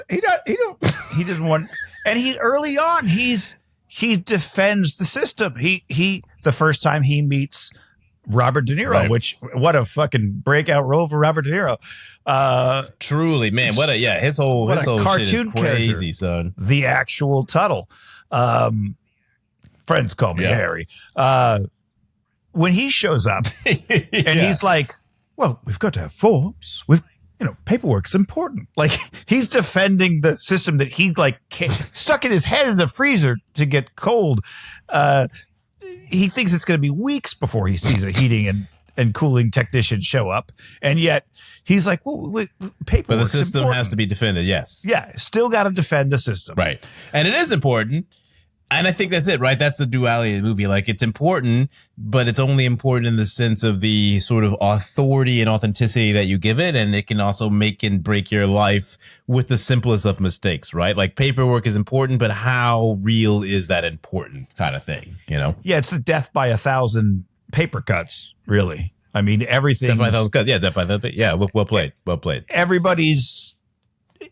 It's the oppression of this particular government is not necessarily just in their wanton violence. It's also bogging you down and bureaucracy and paperwork so that anything you want to do, you need to fill out 27B/6 or a Form 12, whatever. See, this is what I liked about. Yeah. I like the exchange with Jill and Sam where she goes, he has this very simplistic framework, right? And he's like, I guess you'd rather have terrorists. And then she goes, how many terrorists have you ever met, Sam? And he goes, well, it's only my first day. Like, it's just so. Yeah. like, there's a whole wide world of terrorists for me to meet out there. I'm just getting started, lady. Give me some time. It's been 3 hours? The other thing that it's been 6. I haven't even gotten a lunch break yet. You're my first client. The thing that I wrote that immediately I think it was like the first scene. I mean, first or second scene, really. Because Ian Holm calls him his boss calls him at home because his alarm clock didn't go off. This is the first time I can remember, at least at this period of time, so many movies, certainly up to and including 1985, and you still see it today. So many movies, when they depict the future, everything's working perfectly. But in Brazil, everything is broken to shit. The toaster's throwing toast in your face. The fucking coffee machine soaks the toast. The fucking telephone has 7,000 wires. Like, everything's broken. And we dream of this utopian future and they show commercials and stuff like that. But everybody over 40 every day is like, the soundbar won't connect to the goddamn TV and the Alexa speaking Japanese. And for some reason, the toaster is burning my toast and the oven thinks it's 1976 and the fucking, everything's broken all of the time. We all have to the smart device world, everything talking and shit like that. It's like, that's Brazil. Everything's broken.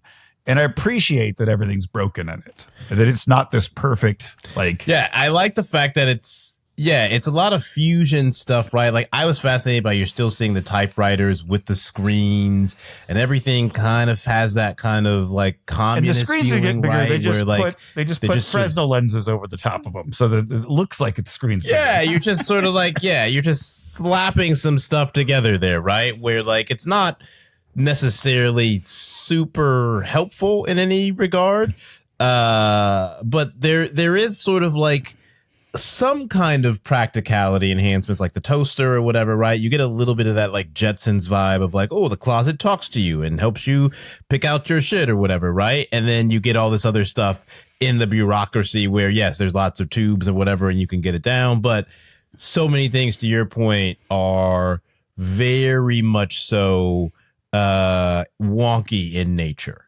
Yeah. It's like the encapsulation of it only needs to work well enough to get the job of the day done and literally nothing more, is that he literally shares a desk on the other side of a wall with the guy next door, that if you push or pull the desk, you extend or shrink how much of desk you have, which is like a terrible way to do anything.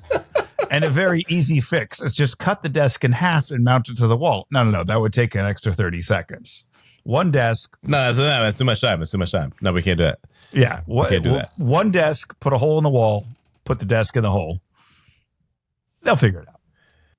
It seems like kind of like how Michael Bay is like, hey, let's throw a product here or blow something up. In every scene, one of the two has to happen. Terry Gilliam's like, it's almost like in every scene, he's like, hold on.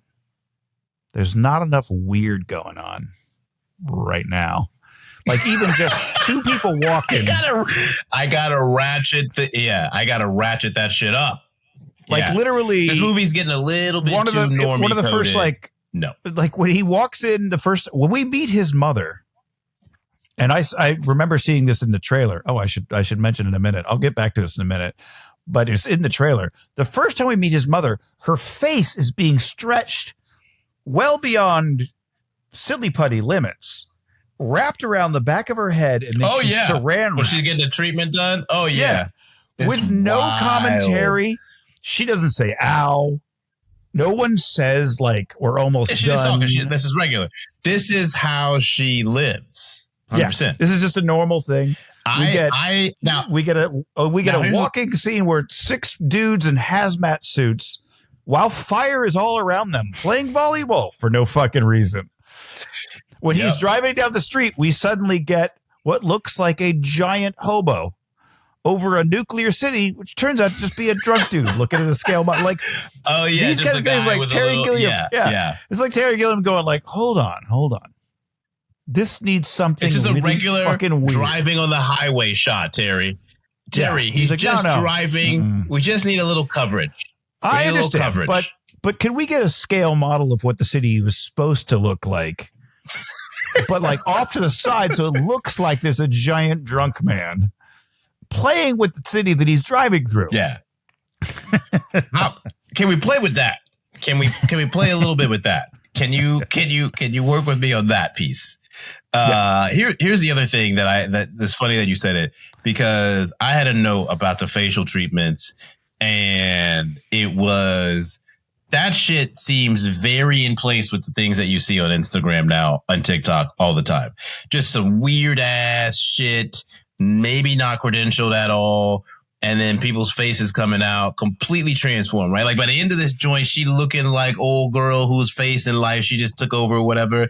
You telling me Kris Jenner wouldn't take that treatment in a heartbeat if you put it in front of her? She absolutely.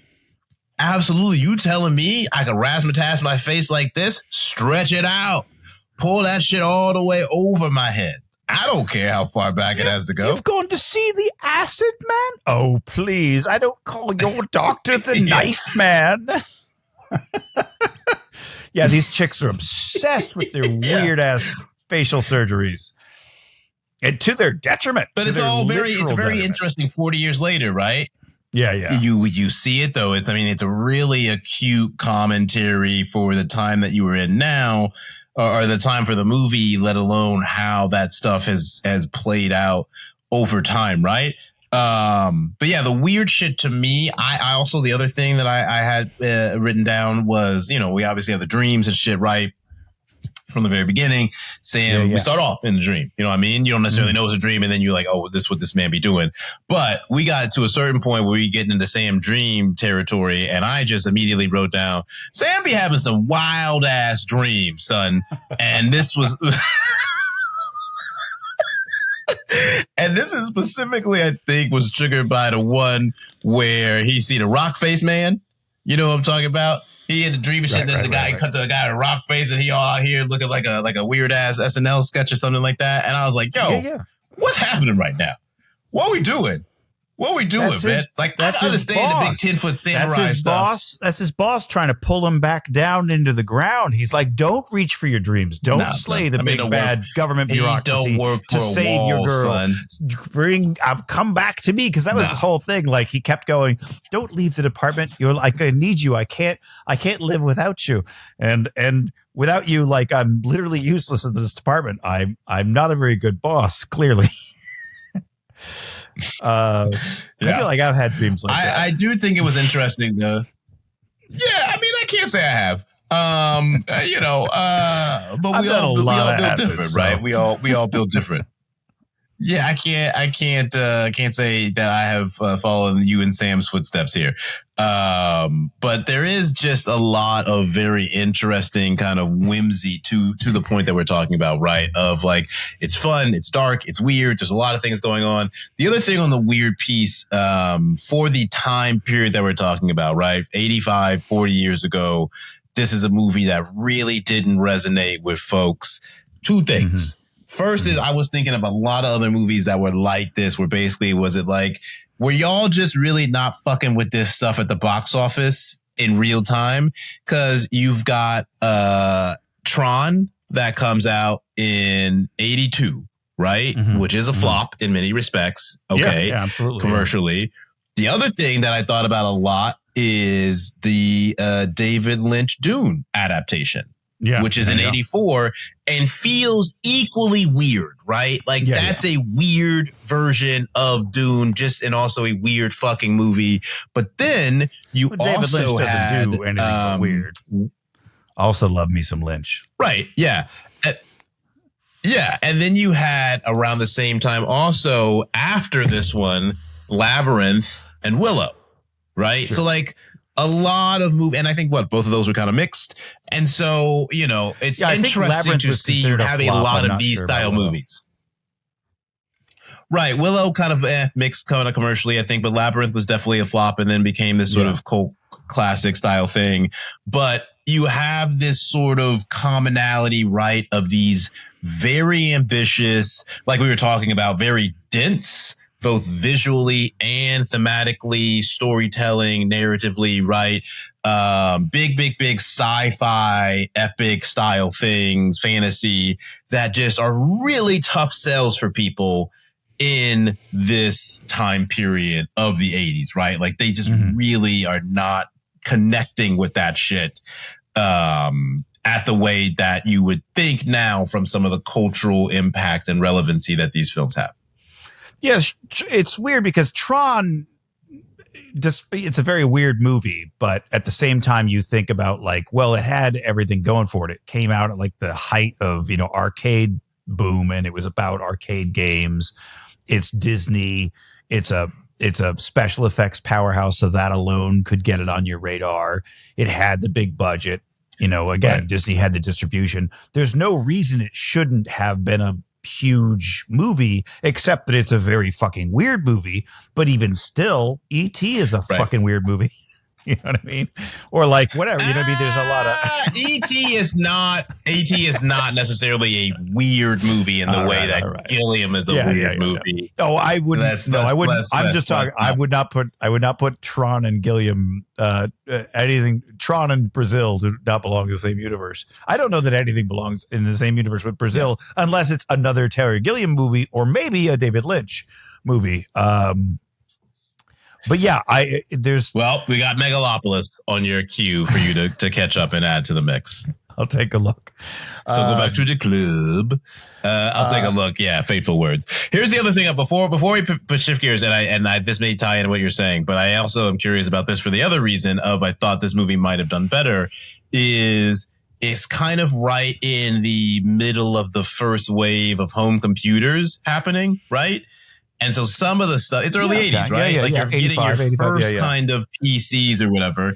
Sure. And so you see some of that in the movie, but it is so dense that it doesn't necessarily make that connection accessibility. But that was something I thought about a lot, whereas like, all right, you're looking at some of the ways that they're presenting technology. This is basically right around the same time that you get like the Macintosh from Apple, and it's sort of mass market, but most people really didn't know what the fuck to do with a computer back then, right? isn't that fair to say? You're talking until you get to like the 90s and the World Wide Web and stuff. Most people are like, what actually can I do with this big fucking thing, even though it's getting smaller and smaller and smaller? Yeah, like the what am I supposed to do with this Terry Gilliam movie? What am I supposed to do with this fucking machine? Beep, boop, beep. Yeah, it was you either it was in your dad's office or you were a nerd. That was it. If you had a home computer. Or both. Yeah, that's fair. Yeah, your dad could have been a nerd. But I mean, I went to many, pre-internet. I went to many. Your dad was definitely a nerd if he had a home computer in 1984. Or he was like an accountant or something, There's plenty of those. Saw plenty of those. Nerd. Still a nerd. You fucking number crunching nerd.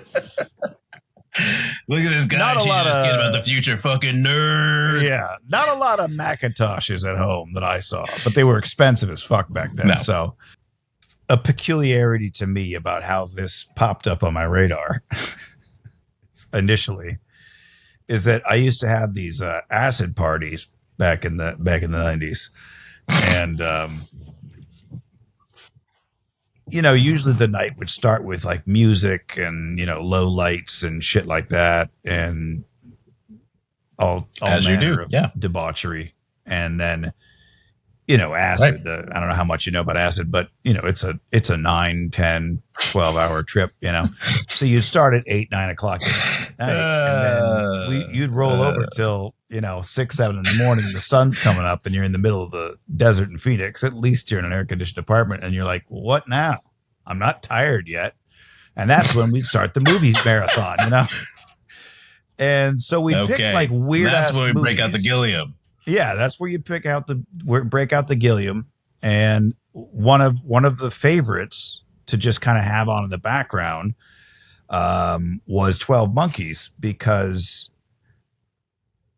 certainly Brad Pitt's character was all of us at 6 o'clock in the morning after 7, 8 hours of frying balls. Anyway, when you watched that on home VHS, the opening trailer was for Brazil. And the opening scene, I think, one of the first few seconds of that trailer was the face stretching. And I was when like, she does what? That. Yeah. And I was like, I don't know what this is. Yeah, but I need of course. to know. Hey, Mitch was like, I don't know what's going on, but I got to get in on this. Yeah, like I need to know the context for why you're stretching this woman's face and plastic wrapping her. And I kept trying. I was like, when are we going to rent that one? Like, what's going on? Like, we need to rent that fucking movie. And like, everybody was like, I don't want to see that. That's so horrifying. I was like, all right, you a bunch of pussies. So finally, I had to watch this shit. I'm trying to get high on drugs. Yeah. So I finally rented it on my own and brought it in. And they were like, all right, 12 Monkeys. I was like, no. We're doing Brazil. And everybody looked at me like I was crazy because they were like, what are you talking? What's Brazil? And I was like, the movie that the little trailer. I didn't know I don't think I knew the face stretch joint. But I was like, that brief clip that shows before 12 Monkeys, the chick getting her face stretched. This is that movie. And they were all like, I don't know if I can. And I was like, come on. So I ended up, the screening started with the usual 10 or 12 people. And about 3 minutes in, it was like just me and one other dude. And he fell asleep quick. I was just like glued to the screen. I was like, you guys, by the time that you so I was nobody left. Right you looking around is just the nobody left. That reminds me of the time that I was doing spring break, and my buddy, we were talking about movies and we were having a good time, and it came down to, I can't remember the other movie that it was up against, but the film that won out was my friend's request to see Requiem for a Dream. And we had a whole group of guys. We was having fun. We was out drinking beers. And I was like, yo, you are going to kill the night, son. You're going to kill it. He's like, I've never seen it before. And just walked the room. I think I was one of the last people, surprise, that actually stayed and watched it through with him, because I just needed to complete the journey. He's like, this is sad as hell. I'd seen it before. I knew it was happening. I knew it was going to happen.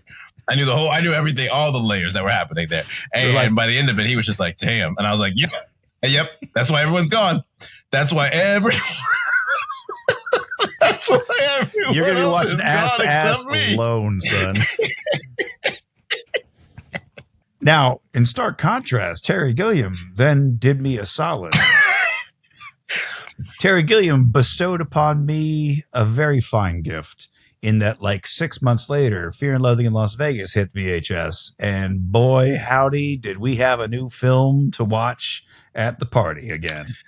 There you go. A new Terry Gilliam film. Yeah. Well, hey, for he bailed the you ages. out. He bailed you out. The baby face mask. Super creepy. Super just like he's like, the scene is weird enough, but what if we just what if we just put him in a baby face mask? Yeah. It's like they were like, okay, and how to do the weird turn to the definitely camera. He does that turn to the camera. Yeah, it's so crazy. Definitely somebody was like, all right, so if they're gonna be like this shadowy, group of freaky doctors, they should probably have some kind of face covering. Baby masks. What? Baby masks. No, I was thinking like something that covers baby masks. No, I'm just saying like something that covers a baby mask. Give him the real Gerber stuff. Angry He's baby actually not masks. even Gerber. He's got like that like they look like angry face. babies. It's no boss baby here.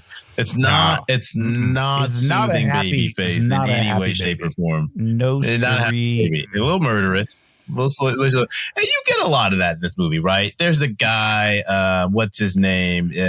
What's the character? I think it's Louis or something like that, right? I can't remember who he is in this one specifically, but he pops up and he's very sing-songy, and he's like snip, snip, swipe, swipe. Do you know? The plastic surgeon. He's just like the plastic surgeon. Hey man, yeah. I wouldn't trust that motherfucker at all, son. Get your little Sweeney Todd ass out my face, guy. Like, I ain't never heard a man say snip, snip, swipe, swipe in that voice and not have a few bodies somewhere in the desert. Definitely. Absolutely. You're not doing nothing for me. Nothing for me whatsoever. Yeah. But it is just a really funny, weird, unsettling. It's Gilliam in a nutshell. Yeah. Again, everybody's a cartoon character. Even the few children we see, like the roving gang of children that burn his car. The blink and you'll miss it.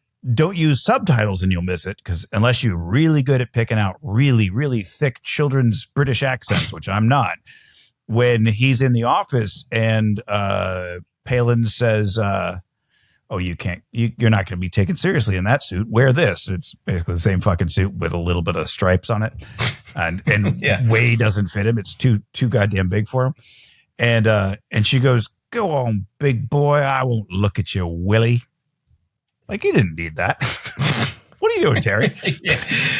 No. Wait, well, hey, did you need the suits filled with literal shit all the way up to their eyes? Do you need that? You did need that, because you need a little revenge plot. You have to get revenge on Bob Hoskins, who found It's well played. It's well played. I'm just checking to see. Yeah, the override valve that he. And then they get blown up.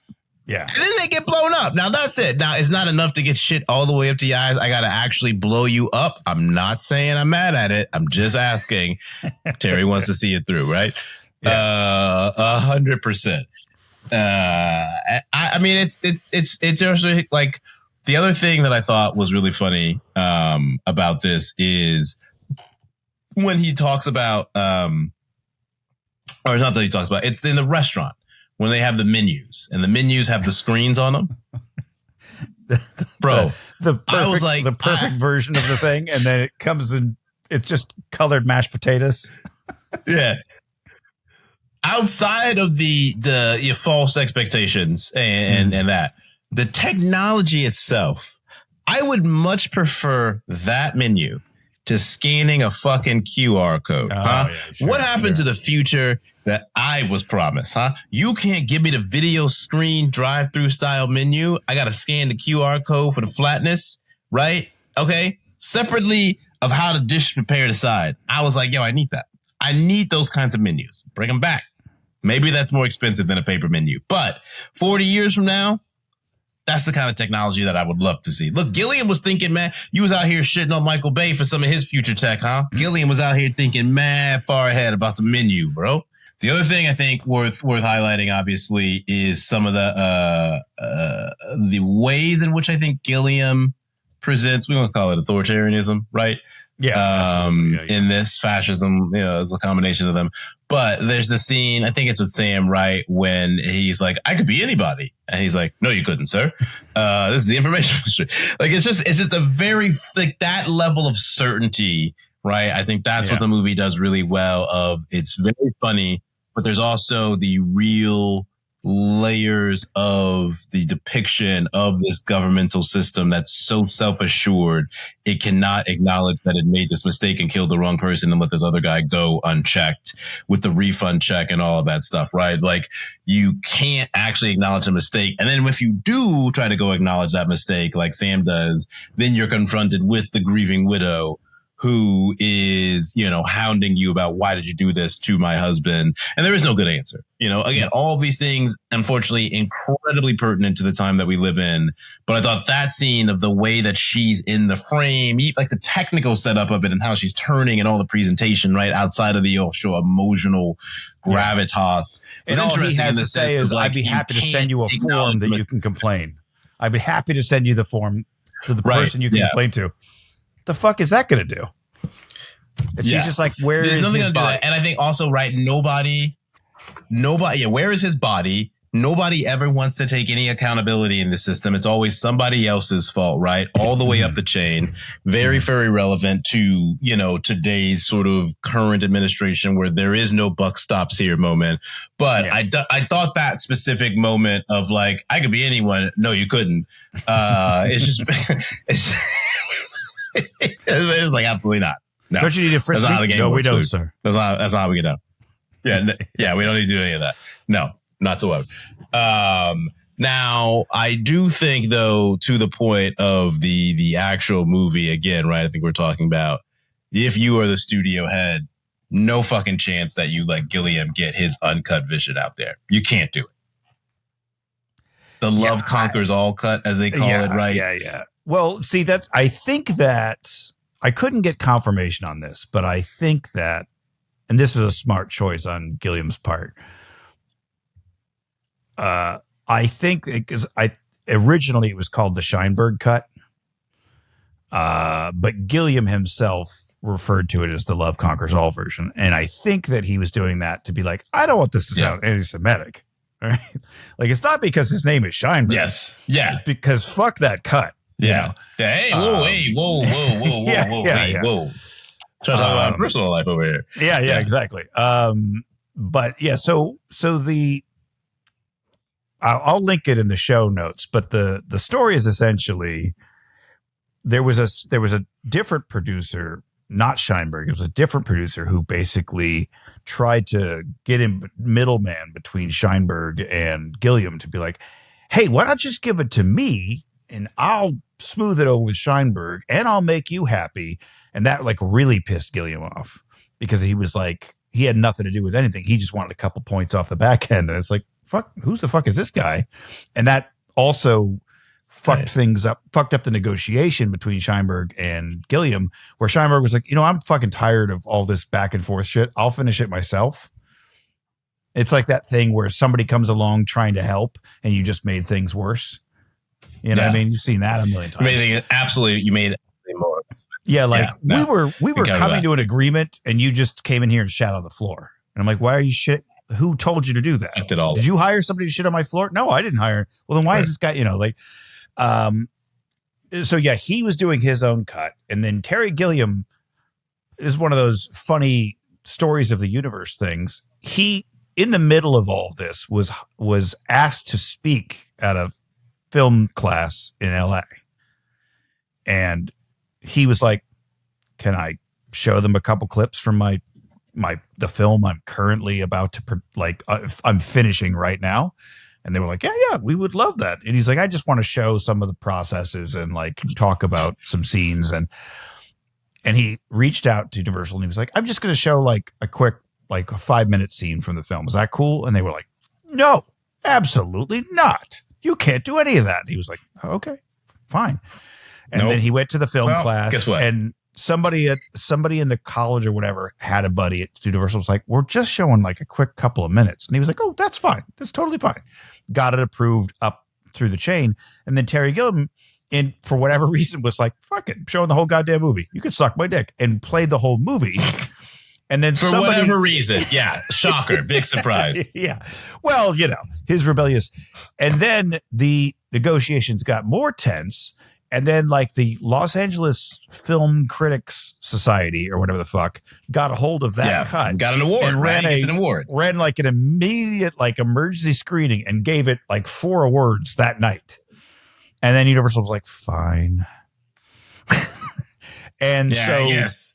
I guess we gotta let this motherfucker go crazy in the end. Yeah, so there's 3 cuts of the film. There's the director's cut. There are like 5. I think there's more. I think you're understating the cuts. There's 3 primary cuts, let's call it. So there's the one that the one that you can catch on streaming is the one that you and I recently watched. The 132-minute version is essentially Terry Gilliam cutting 10 to 12 minutes out of his vision to make a few people happy, and was like, all right, this is fine, which I think is actually the superior cut of the film. Then there's the 144-minute version that I have on my DVD box set of this. Then there's the Love Conquers All version, which I've never bothered to watch because it sounds horrible. And I started watching it and I immediately was like, oh, I don't like this. Like it was like there was something early on where they cut a scene and I was like I think they cut the face stretching scene or something like that. And I was just like, oh, well, fuck you. If you're gonna cut the man off at the knees, what? No. Give the man his vision. However, what are we even doing here? There is something to be said as a final before we get into wrapping up on our thoughts on the film. A sub discussion I'd love to have that I hope isn't too far of a sidebar, but I do think that, without sounding too much like a corporate shill, I do think that there's something to be said for art as in the constraint. There was a famous design sculptor guy, some French fella. I'm paraphrasing, but it's essentially, I know it's done not when there's nothing left to add, but when there's nothing left to take away. And I find that, for example, you give $800 million to Martin Scorsese and say, go nuts. He's like, all right, I'm going to make a 6-hour film that's mostly 2 people talking. And you're like, what? Oh, yeah. That sounds really good, Murray. Yeah, knock yourself out, man. Like, it's not an interesting film. I'm sorry, man. You went off the rails because nobody told you the truth. Like, this is just a very boring film. You get a studio in there that needs to deliver box office results and returns and shit. Somebody's gonna go, hey man, this is 3 hours and 45 minutes of 2 boring characters talking about boring shit. You're fucking Marty Scorsese. You deliver really interesting high fucking drama. What movie are you talking about? Are you just being hypothetical? The Irishman. Oh, you're talking about The Irishman. Okay, got it. 100%. I'm talking about The Irishman. The $800 million threw me off. I was like, I know that's not a real budget, but what are we referring to here? Yeah, but it was a lot. It was a lot. But I'm saying that kind of thing. I've read parts of the first like 5 drafts of Star Wars, and I'm like, I can see why he did a 6th, 7th, 8th draft. Because he was shopping around and his friends were like, George, you got to refine. You got to figure this one needs to cook a little longer. You know what I mean? Some of the early ones, you just kind of go, I'm not, not that I'm a screenplay genius or anything like that, but just kind of immediately a couple things go, okay. There is something to that. If you just let somebody go hog wild with no external input, then sort of their worst impulses are going to come out, and then you're not really getting art. You're just getting masturbation, I think. I don't know. What's your take? I'm curious to know if I'm. No, I think you need a good editor. Like I think even it's very applicable in a lot of different crafts. I think even if you're a writer, it's good to have an editor, right? Editors are very relevant and useful, and those types of guardrails are helpful to give you some structure in your art. It doesn't mean that you don't have a clear vision for it and where you want to see it go, but I think To bring it back to Megalopolis, for example, there's a clear gap between the movie that Coppola has had in his head for decades versus what you get on screen. And it's like, there's a lot of shit here that you cut and does not translate, buddy. And somebody else could have probably helped you maybe make something a little bit more consumable here, right? And so I think it's not a bad thing to have somebody to help you shape your creative vision as a collaborator, right? Marty, I can't remember name of his editor right now, escaping me. But yes, he's been working there for decades. So yeah, I mean, I wouldn't necessarily in that case blame the editor. I think that's just Thelma I just think Schoonmaker. Marty being like, they'll take whatever I give them. They're not going to ask for anything. They're not going to say this is too long or maybe we don't need this hour in the middle. And I think because of that, he didn't feel the pressure to rethink anything. Yeah, you need the studio pressure. You love Seth Rogen, the studio. That's what you're talking about. I do love that movie or that show. Final thoughts. Well, it's everything I want in a Terry Gilliam movie. It's one of my favorite movies of all time. I almost feel bad putting it on this list at all because I'm a little too close to it. So I kind of have to bow out.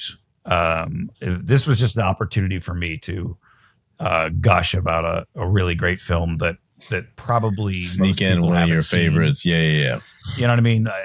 It's most people haven't seen, but very influential. If you talk to any of the major directors, writers, etc., cultural impact, right? There's so much of its legacy is there, even though nobody's really seen it out there. Yeah. Regular film going audiences have not seen it. Yeah, it's tours like, and such. I've seen. It's like how that old movie Metropolis that I've never seen, but I've seen 100 movies inspired by Metropolis. And there's a good chance that if you listen to this podcast, you've probably seen another Terry Gilliam film, and you might want to be like, "Oh, I wonder, how the sausage was made."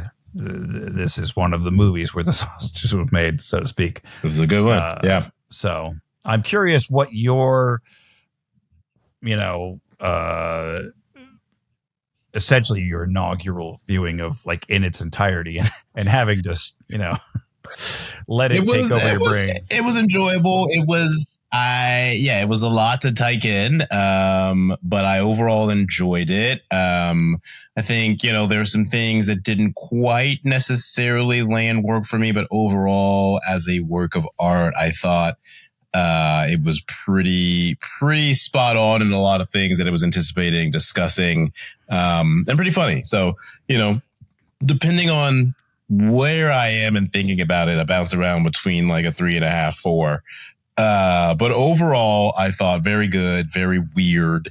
I can see how it has outsized influence and impact, even though commercially, Terry, you're fucking killing me. I'm trying to put my kids through college. It didn't have a snowball's chance in hell of being commercially successful. Didn't have a chance. It's just one of those like, I'm so glad. God, please. I'm so glad somebody let Terry Gilliam make this fucking movie, but you're not getting this movie ever again. Yeah, I'm glad to have weirdos making their art, but yeah, we need to put something else out there because this is not going to make us shit. So that's how the business works, baby. Great. I think great. And hard not to watch something like this and not think about the multitude of current day, echoes that you are experiencing in a variety of ways, right? Yeah, it in some ways you go, obviously nobody in this administration has the intelligence or love of art to sit through a movie like this, but I worry that they'd watch this and come away with an aspirational feeling rather than a horrified one. So, yeah. Yeah. I mean, I think they have the intelligence. I don't think they have the patience or fortitude to do it. I mean the incuriosity. People watch it. I just mean the incuriosity intelligence. This is how the people who are like, I can't believe my favorite band, Rage Against the Machine, would say something disparaging about. Yeah, like the deeply You've incurious. never listened to a single song. You've never listened to a single song ever. Yeah, 100%. Yeah, you're rocking out to the guitar, not the lyrics. And like, you're deeply incurious and it shows. And that's the intelligence I'm talking about. I don't mean like can't add two numbers together. Although in the case of Trump, I do mean literally. Yeah. But you mean more largely, Tom Morello, political radical? You got to get right out of town. I thought they were raging against the liberal woke machine. So next, the penultimate hidden gems is I've got Frighteners. You got Small Soldiers. Small Soldiers. The classic. Shout out Phil Hartman. Yeah. Shout out action figures. Shout out to the soundtrack with Henry Rollins teaming up. I already know. We already know. Yeah, see, there it is. I had to beat you to the punch. Yeah. Teaming up with Bone Thugs on a cover of War. It's great. It's a good cover. This is it.